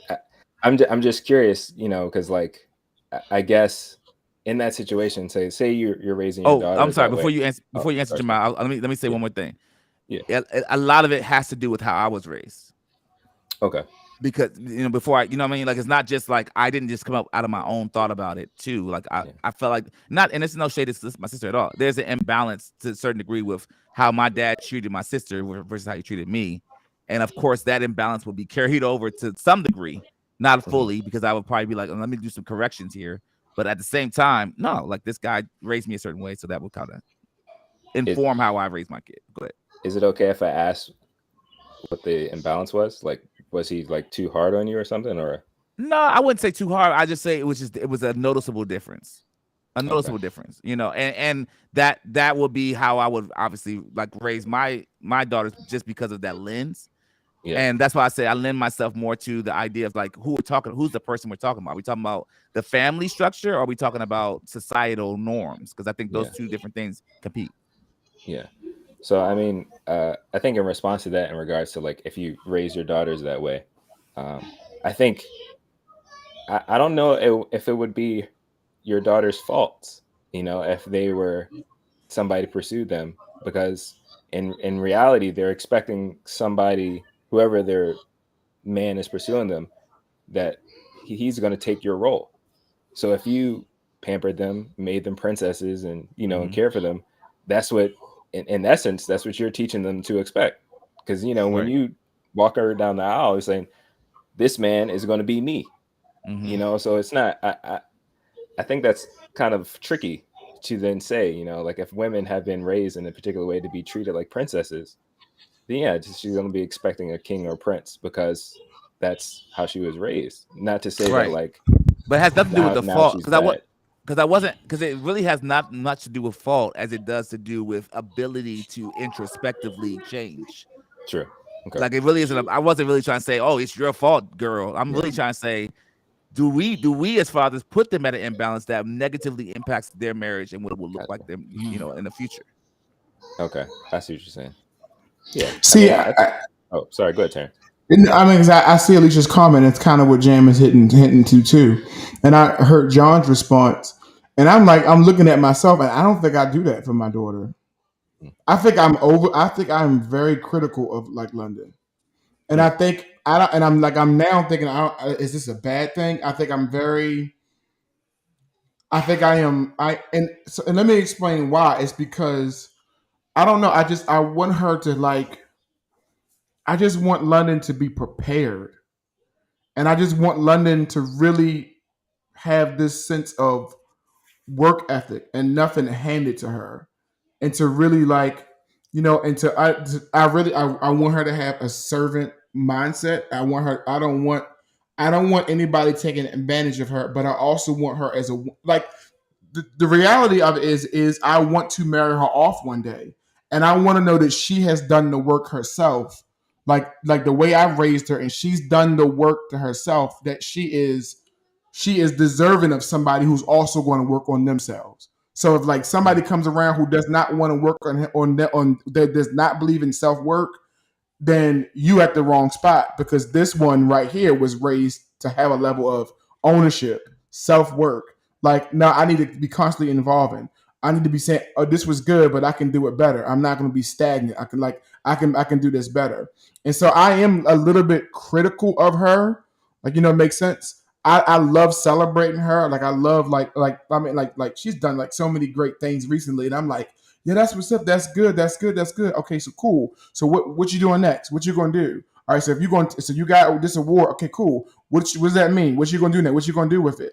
Like we constantly moving. Okay, that's great. We constantly moving, and I'm not mad about that at all. Like, I'm just not mad. I am, and I see Alicia's question. Her question is, are you more critical of London? I don't think I think I might be equally as critical. I would say that I am tougher on TJ than I am London, because kind of what John said. So in other words, if he messes up, I'm like, it's like immediate. Like, you got to understand like that you can't mess up. Like, it's particularly, I can give it like a specific example, especially when it comes to like math. When he's not slowing down and he's like rushing to get this math problem done, I'm like in his face. I'm like that parent. Like, why did you get this wrong? Because you know this answer. Because you want to go over to play that game. We're not doing that. Give me the game, turn it off. Now I'm going to give you 3 extra problems because you jacked this problem up because you could have got that right, but she was rushing through it. So now you have to, he's like, I got to do 3 more. I said, yeah, you know why you got 3 more? Because you sucked at this first one, and you shouldn't have sucked this first, because like I'm talking to him like that because you're better than this. So I'm like encouraging, but I'm real tough. I probably wouldn't use that language with London. I might say it in a different way, but with TJ, I'm just like, yeah, ain't nobody is going to give you no, because as a black male, like no one's going to, like, you know what I'm saying? No one cares. Cut you a break. Yeah. No one cares about your story. I think it's interesting the choice of words that you're using instead of using the same word for both of them, but you just do it differently. Yeah. No. I'm saying like you say you're tougher on TJ, but critical on London. I think it sounds like you're critical on both of them, but just I am critical on both. Just the language issues. Yeah, I would say. I think it's in their own right. Yeah, I think because go ahead. My bad. So I think this ties into the question. One particular way, and like I'm glad Jam and like I'm glad I have a venue to say this. One area that I think I definitely continue to fail in my marriage is a lot of it has to do with, and a lot of it was my upbringing. Like again, my mom was the bearer. My mom made more money. My mom provided more. My mom got up and cooked. She cleaned. My mom literally did everything. No one, like, I didn't see anybody catering to her emotions. I didn't, like, my stepfather never did that. Like, none of that stuff. And so in turn, I think I developed, oh, you're sad and you're crying. Well, you need to get over it. And not really that harsh, but I'm realizing my mindset is I didn't experience this with the person who raised me. She had tough times. She found a way to get out of it without anything from her husband. She just got past it. And I think I significantly sucked at that. And I would also say that my partner, wife, was very strong in general. And so when she had moments of weakness, I didn't think she needed me to show up in that way anyway. Because it's just like I don't understand what this is. And so I'm realizing now, especially having the lens of having a daughter and having given feedback that and then having like my wife say, yo, you did not do this well. This was an area that I felt like you could. And now I'm in retrospect, I'm like, yo, I did not show up in that capacity. And so I am now, like, at 40 years old, more careful on how I tell London to get past some things. Because what, as JM said, is because at the end idea, if I am not understanding of her needing someone to just console her and to take care of her emotionally at that point, she's not going to have that expectation for any other guy. And I think I think a man should do that for his wife. because and that's coming from someone who did not do that in my relationship. And I just realized that that's an area that I dramatically failed, and has significantly hindered my relationship. And I just be judging myself that now I have to now improve on. Like, I gotta do better in that capacity. Right. And so it's just something to say that I'm here. That's probably why, answering Mike's point, why my words are different with I am a little bit more compassionate, a little bit more, I don't know. I just have a little bit more softer spot that I did not have for the 10 years that I've been married. I did not have it. I just I don't understand why we just get past it. And I didn't realize, Terrence, what she's saying is she needs you to literally it's something this small. I did not realize that in some capacities, when my wife is upset about something as simple as going over to her, holding her, I can't fix this, but I'm here for you. I want to listen to you. I want you to let it out, and we're going to develop a plan to help you get through this. I did not show up in that capacity. And I just think if I wasn't the one who did it, I don't understand makes it okay, I'll hear you and listen to you, but she'll get past it by tomorrow or whatever it was, instead of just showing up at that point. And I had to learn yo, you fail in this capacity, bro. You suck. You're trash at this. And you got to show up. You can provide and take and do all these other great things, but in this area, you have failed. And you know what I'm saying? So it's just as Jasmine said, nurturing. I didn't do well. Yeah. I wanted to ask one more question before, as we wrap. Because there was a statement that was made at the last podcast that kind of hinted to this idea of, hey, men needing their wives to be their mothers. And so this idea of women thinking they're their spouse's mothers by attributing or showing certain characteristics yo, I'm not your wife. I'm not your mother. I'm your wife. And with that question, that statement being said, it made me think, actually, after that podcast, I was like, what is this thing that women think that by having motherly characteristics is that it's a line where it's too far? Because some of the things I'm thinking about were just traditional roles that we kind of spoke to, where it's yo, somebody that cooks, somebody that cleans, somebody does that. I'm wondering if that's where women believe that they're being certain men's mothers, or is it something that's deeper than that I'm missing? Because I was just thinking about that from the last podcast episode. It was yo, I ain't trying to be nobody's mother. And I'm but there's certain roles that you do as a wife that align with motherly roles for the husband. So where's the line? Does that make sense? Yeah. So where's the line? Do you understand what I'm saying? Am I phrasing the question correctly? Or yeah, I hear you. Any thoughts? Nobody wants to touch that one. Okay. No, I mean, no, yeah. I think one, the first answer, the general answer is it depends. Obviously, it depends on the relationship that you're having with your wife. What areas she may feel that she's treating you like a child, because that's the immediate dichotomy is if she sees herself as a mother, that means she sees you as a child. There's an area that you are weak in or you're failing in, and it's just a burden. For her to have to I have to pick you up, I have to carry you in this situation. And it could be, you're kind of listing things like domestic kind of things, so cooking and cleaning and stuff like that. Mm-hmm. For her, it could be as simple as why don't you put your clothes in the hamper? I don't understand. Why do you just have your dirty drawers everywhere? There's I don't want to have to keep cleaning up after you. And in situations like that, it can be resolved by conversations hey, we're equals, we're living in this space together. It would help me, and it would be beneficial to me as well if you can just put your clothes in the hamper. That's something that can be worked out through conversation.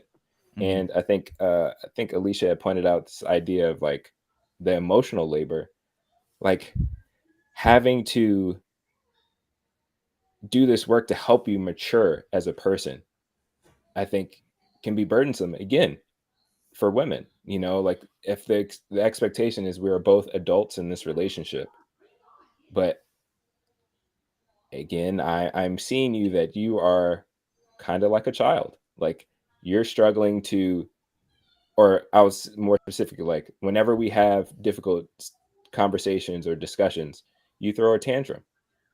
Like you can't communicate. You can't effectively express yourself. All you do is, which is in the case, like, we're going to be relentlessly raw and real, right? I did something I wrestled with. Like I would have these terrible emotional outbursts.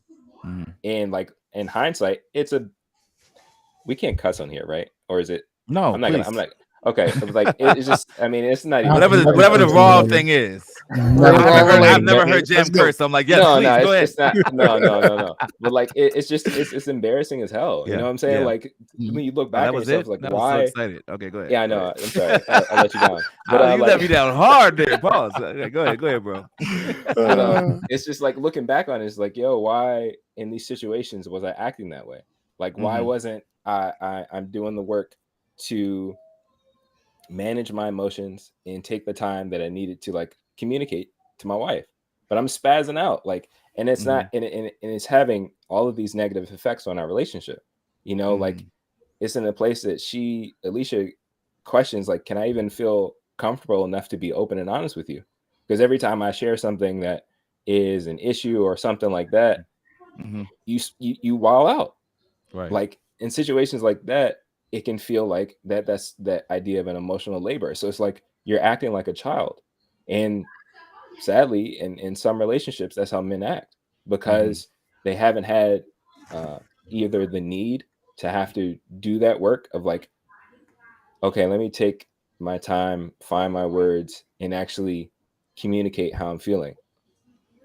Oftentimes as men, sometimes the only emotions that we can really express is like anger or like extreme joy or like sadness. Is like very limited in how we can actually communicate and express ourselves.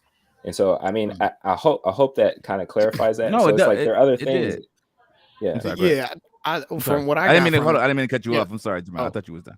No. I mean that's really it. Like I think it's kind of sometimes we won't recognize it, but it's this idea of like there are these burdens that we kind of carry in the lack of our areas of maturity, or even just sometimes we can just be disrespectful. Like, you know, given the example I said earlier about like letting your clothes go everywhere. If you've had this expectation that your wife cleans up after you all the time, then why would you put your clothes in your hamper? She's gonna do it anyway. That's like an expectation that she's gonna treat you. She is gonna be like your mother or your maid. That becomes a strain. You know what I'm saying? And like the fact that you even have that expectation and you see her that way, that can just be blatantly disrespectful. You know, it's just like, no, you're here as a wife. You're supposed to clean up after me. You're supposed to do these things. And it's like, but no, not really. Yeah, that's dangerous. Expectations are dangerous. Yeah. Sorry, Mike. Go ahead. No, you good. So just to make sure I'm understanding what you're saying, it's like, it's, and I guess I could follow up with a question like, what do you think is one of the things, and y'all can comment on it too in the comments, like what do you think is one of the things that would not put men in a category of being like a child, like being considered like a child in women's eyes or in wives' eyes, right? Jam, you mentioned like the whole like being emotionally not emotionally available, but actually being able to like communicate in a way where you can express your feelings and emotions and stuff. So being a communicator, one, what do y'all think are some other things that we can portray that wouldn't show us as being childlike? So I mean, I'll talk about my failure. Like I was like one of the area that I failed. I think children don't know how to manage their finances. A husband, a man does, and so one of the areas like I fail is like, you know, like is like being a good manager of like, you know, like of my like the finances, because I did not realize that is also a level of safety, you know, like that can really hinder. It's a level of security, like makes sense. Like I know how to do this. You're supposed to lead. I need you to do this, and you don't know how to do that. I'm not playing. I'm only asking a question that was asked. I think that's an area where I think that we could show up more. I think communication is definitely one. I think it's true. I'm going to play devil's advocate though, because I think that there are spots that I'm so sorry that the people on the other side of the aisle also like. Here's why I'm making that point, and I love and I want to say this. I specifically chose a female therapist for a reason, because I wanted her expertise on where she thinks that I could be doing like better, like as a male trying to be better, show up more. And it's one of the things she said is she's very adamant is that women tend to think that they are the queens of communication. And there are so many damaging things that a woman can do as far as communication that are also very childlike. And by them doing these childlike things, that's not communication. So an example would be and then it renders me to saying okay, I didn't marry a toddler. I thought I married a grown ass adult. So I don't understand why we having these the tantrums go that way.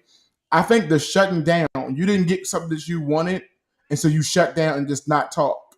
And she would say that is something that she's seen in women, that she has to spend a lot of times of uprooting when she's done doing marriage counseling or marriage therapy. And the woman is I shut down because I got tired. She's like, I don't care. You shutting down in a part, it communicates that you don't know how to communicate. That's at the end of the day, that's all it does. Is no matter what it was, but I get tired of asking. I don't care what you get tired of asking. I don't care what you get tired of communicating. You not talking to somebody for several days or hours is horrible communication, and it is very childlike, and it is emotionally damaging to your relationship. And so it's one of those things where I think while women have that thing of what a guy could do that's very childlike, I don't think that men are absent from it. I think we have those things as well. And it goes back to the question, if I've experienced this level of it with you as a girlfriend, why would I want to marry you? Yeah. Why would I want to marry you? If this you've shown me, what did we talk about 2 weeks ago? You've literally shown me what I can bring to you and what I can bring to you and what is on the table to talk about, how you reacted to it. And because you reacted this way, I'm as a human being, most of us will avoid the stress. So you know what? I'm not even going to talk about it, because all you're going to do is not talk to me for a couple hours. All you're going to do is not talk to me for a couple of days. All you're going to do is just and it's just very immature. And so I agree with Jam. I think that men can really suck. A lot of men, I'm not going to say all, a lot of men do struggle with tone and demeanor and vocabulary being directed towards a woman. I would say in my experience, women can be very immature with how they choose to stop communicating and think by them not communicating, I'm communicating. And that's just dumb. It's just, I hate to it's just, you know what I'm saying? It's very harmful, and it's just something I really like. And the last thing I would say is, when I see my daughter do it, I am immediately critical about it. When what's wrong? And she's just, nothing. No. Let's stop. Nope. Yeah. I can't help you if you're not going to tell me what's wrong. And I want to help you, because you're going to sit there and not tell me what's wrong. Guess what? I'm going to walk away. And when you're ready to tell me what is wrong, we're going to have this conversation. I'm literally on London on how not to do that. Because it's not fair, because she's 6. So I'm only telling you all it's not fair. But my biggest fear is, she's going to take this to school and the teacher's not going to be able to help. Yes, she's going to take this and she's not going to be in someone. But my also fear is she's going to do this in a relationship and it's going to turn somebody off. And she's a great person. And I want people to, you know what I'm saying? It makes sense to catch her early. Yeah. Yeah, they catch it early, like, so I don't know. I got you. Alicia asked a question.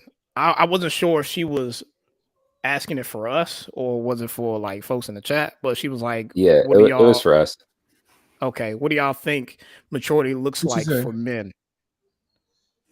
What do y'all think maturity looks like for men? So I'm assuming as in like as men, like what does maturity look like for a woman?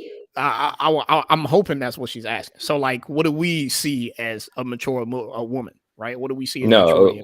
No, it's for us, I think. He means like men. What do y'all think maturity looks like for men? Like how do men display maturity in, I guess, marriage? And I actually would conjecture to think through processing silence, like through processing and not immediately going to say what you think. Mm-hmm. To me, displays maturity, because I can pinpoint when I'm like, wait, you said what to me? And I'm ready to go, versus when I'm like, oh, she said this, and I'm literally in my mind like, I'm not even gonna go down this road. I'm not even gonna open this door because I know what this is gonna be, and it's not even like shade. It's just legit. I'm just not gonna open this door because I've been down this road in different iterations, and I think to me, to learned experiences or saying this is not going to be fruitful in the end is a sign of maturity. To me, but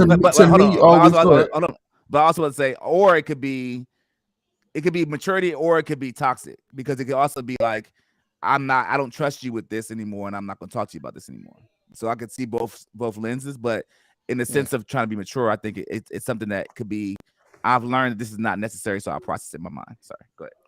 I think maturity is also seeing the ability to look at a situation, and even though you're hurt and you're bothered, you're trying to look at where could I have navigated, and where I have went wrong. I'm in a constant state of self improvement and self awareness to look at myself and to see, and even in this space, because I would give you an example. I would give you an example, and that's what happened, and that would happen in my relationship. Even in the space of where, like, I thought a person was like communicating by just not communicating and just shutting down and not talking. It was immature for me to reciprocate it. That's not maturity, because what I did by default is reciprocate. Okay, cool. You're not going to talk to me? Bet. I'm not going to talk to you. And there's been times when, like, we sat and John and Mike would tell you, like, T, you ain't talked to your wife in how many days? And I'm like, nah, but she not talking to me. But T, like, that's what I said. Like, this space for me was sacred, because it's like, oh, like, I'm thinking I'm justified because she initiated the not talking. She initiated the shutdown. And like, what maturity was, okay, cool, but you are the head. You are the man. You set the tone. So you need to go in and fix that situation. Okay, cool. You cannot I did not have to reciprocate it, and that took some really growth on my part to realize it. Like here's the thing. What I'm ultimately trying to say, and everybody, I don't care who you are, female, male on this podcast, I don't really care. What you all need to understand is to reciprocate anything is immature. To have a mindset, you did this to me, so I'm doing it back to you, is a level of immaturity, and no one wants to understand or grow from that. And both negative. Men and women do it, and we do a lot of finger pointing, and that's also immature. So as a man, I think maturity comes in, instead of me always looking at what you're doing wrong, I'm gonna first start with this mirror. This is what I did wrong, and I did not show up. And that may in turn, I do need you to show up here. However, I understand I'm not showing up this kind of way, and I need to do better at that. That's maturity, but I think one of the things that I failed at is that I would also reciprocate a lot of the bad things, because I'm just, like you said, like this is a tit for tat. And it's just like, marriage will show you how petty you really are. Like, you think you're not petty? Oh my God. You oh my, like, you ever go out to the store and your spouse is hungry? I'm not getting you nothing. I'll eat there. I'll eat there. Yeah, it's like legit. Like you are just table for one, please. Makes sense. Like I go to the store and I know what your favorite candy is. I know you want Twizzlers. I'll eat her favorite meal, and I don't even like it. I will bring you some red vines. I will bring home some red vines on purpose. That's all they had. Like legit. Yeah. So two things. One, Alicia, you did great on spelling tit for tat. I think everybody knew what you talking about with that one. Second thing, it kind of Terrence, what you said leads into my point as far as I forgot my daggone point. Hold on a second. You need to take some medicine. I know, man. I need some sleep actually. But Terrence, you were talking about like emotionally responding, the whole tit for tat thing, and like, that's what I was getting at.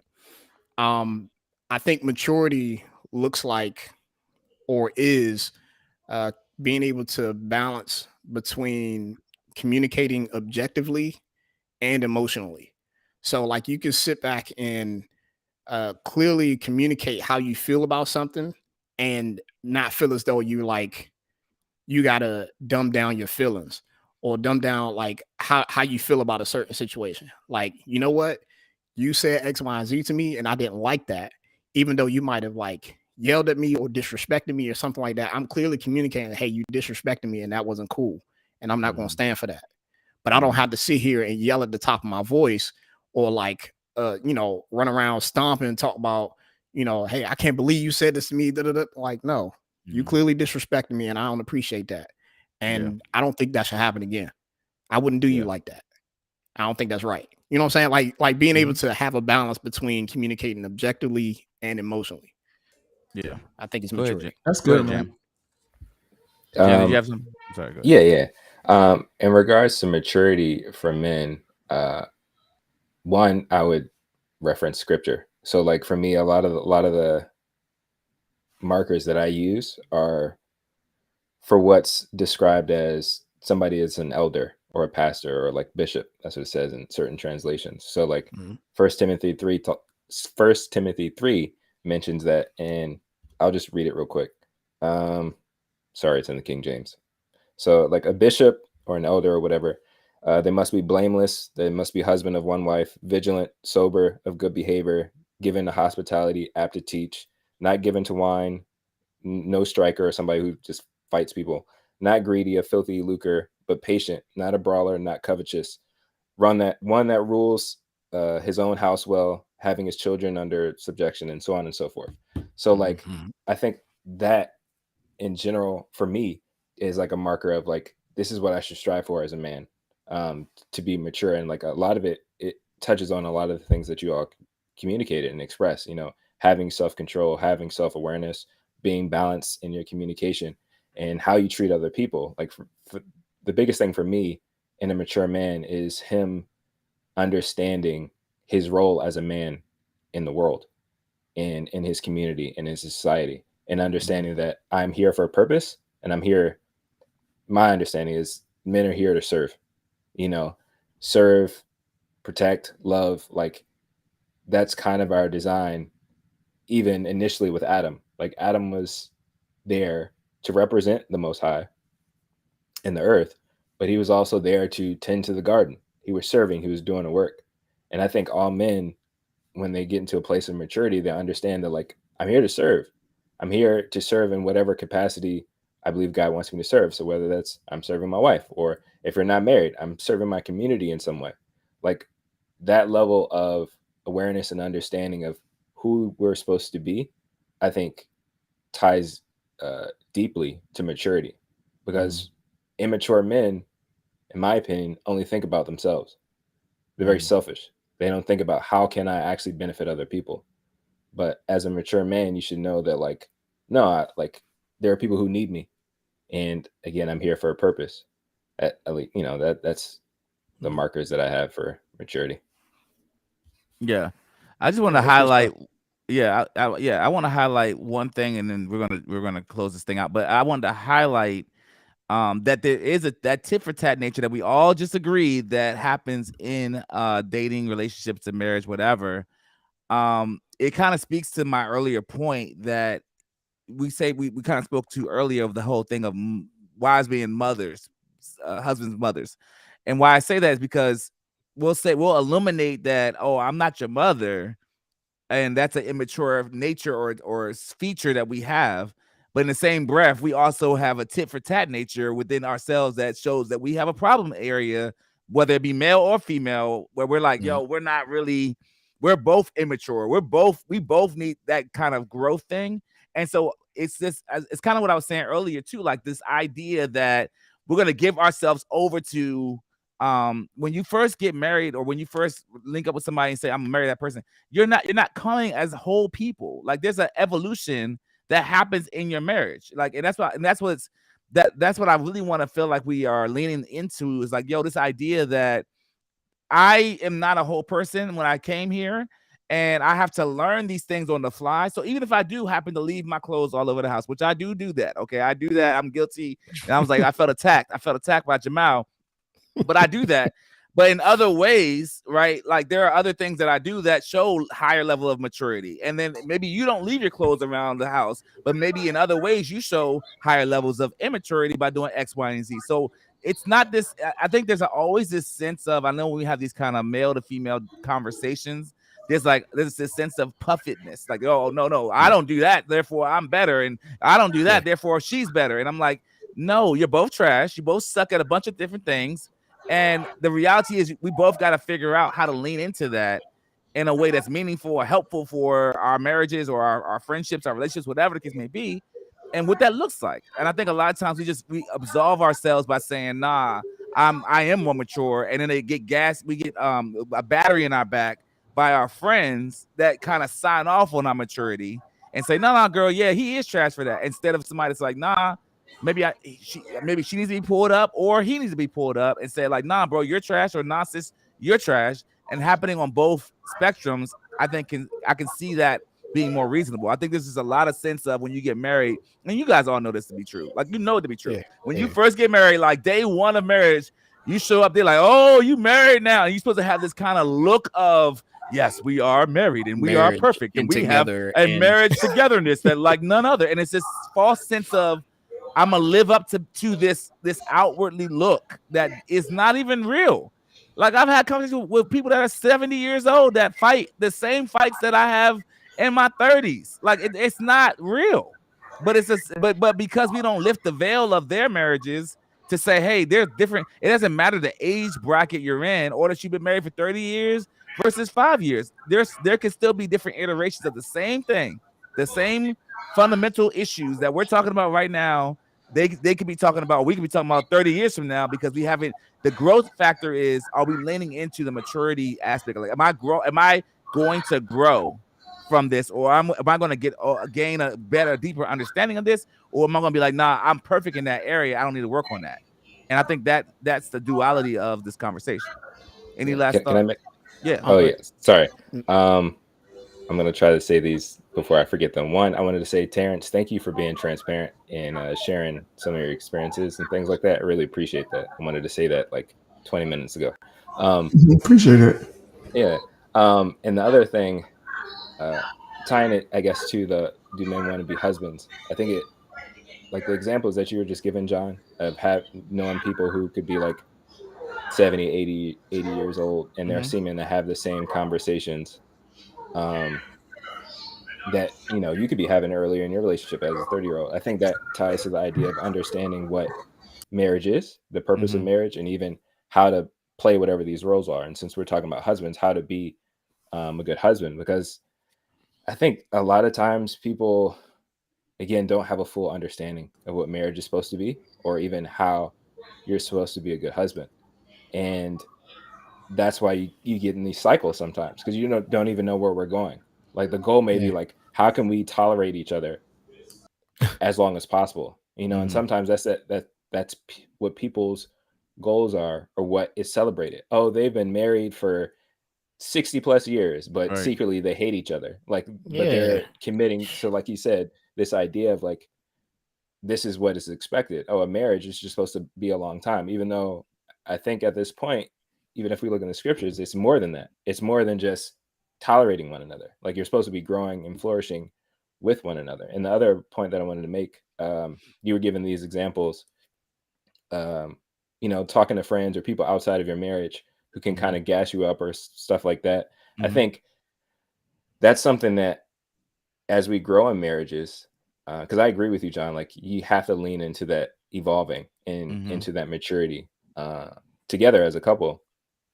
Like you have to be careful of the voices that you let into your marriage, because a lot of people can get into that garden space that's supposed to be for you and your wife and interfere, and it doesn't help when you have things like we're talking about social media giving all of these opinions and insights and things like that. And then people are trying to bring that in to the relationship when every marriage is unique, because every person in those marriages are unique. Sure, there can be similarities.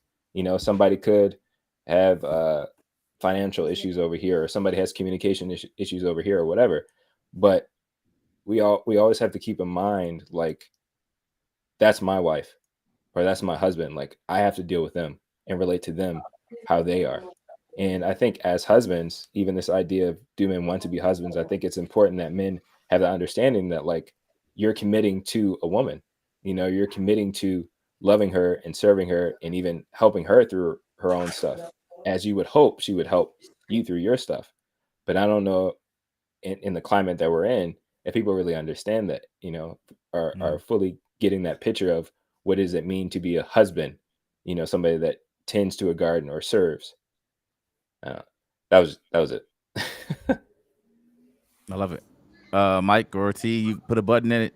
Y'all the last voices. What y'all say? Hello? You go first. I'm good. I'm good. Somebody say something. Go ahead. No, Mike. I'm good, man. This has been eye-opening conversation. I enjoyed all the comments from everybody too, and the side conversations that folks was having as well. It's just been it's really dope, and I hope folks really got, I guess, understanding and perspective, even for ourselves here. Is like, yeah, we in marriage, but now it's like, all right, we kind of rethought, like, hey, is this something that we really wanted to do? Or yeah, I guess so. It's all good. Listen, so this was a 2-part series. We had Do Women Want to Be Wives, and then we have Do Men Want to Be Husbands. So if you haven't heard the first one with Alicia, I would ask that you guys please go check that out as well. That was just as equally fruitful, and a lot of good conversation came from that. And Jamiel, we want to say a big thank you. You are on episode number 75, bro. This is one of our staple episodes, man. We're almost at 100. It's crazy how long it's taken to get to that 100 marker, but we're gonna get there. Maybe before the end of the year, maybe. I don't know. No, we won't be at the end of the year. We should do like a double up, like 2 a week or something. I don't know. But anyway, we want to make sure that we have the great conversations. Thank you guys for tuning in and giving us your feedback. Like always, we always ask, if you guys don't mind, please send us something on iTunes and say, hey, you like it, enjoy the podcast, check it out, because that does help us with our algorithm. And in addition, man, again, we want to say, Jamiel, thank you so much, sincerely, for your time, and your energy, your effort. Like, you always have something good to offer us, and I think we always like to hear and learn from your wealth of wisdom. You would think he's a 50-year-old man, guys, but he's actually younger than all of us. So it's crazy to see it all go down like that. Yeah, whole time, Jam, after this, I'm sure you have won Alicia's heart once again. Man, all over again. That you said tonight, all over again, brother. Yeah, so, kudos to you. He knew what he was doing. He knew why he signed up for this thing. All right, guys, my name is John. My name is Mike. And so we talked a lot about fathers and stuff like that. I think I might end this like with a dad joke. We might as well. I got Jam here. Go ahead, do your dad joke, Terrence. Oh, gosh. What does a DJ name his son? DJ? I don't know. What does a DJ name his son? What does a DJ name his son? Eric. Okay. All right, guys. Thank you so much for checking out the Listen to the podcast. We appreciate it. I'm so sorry you had to hear that last dad joke. It was awful.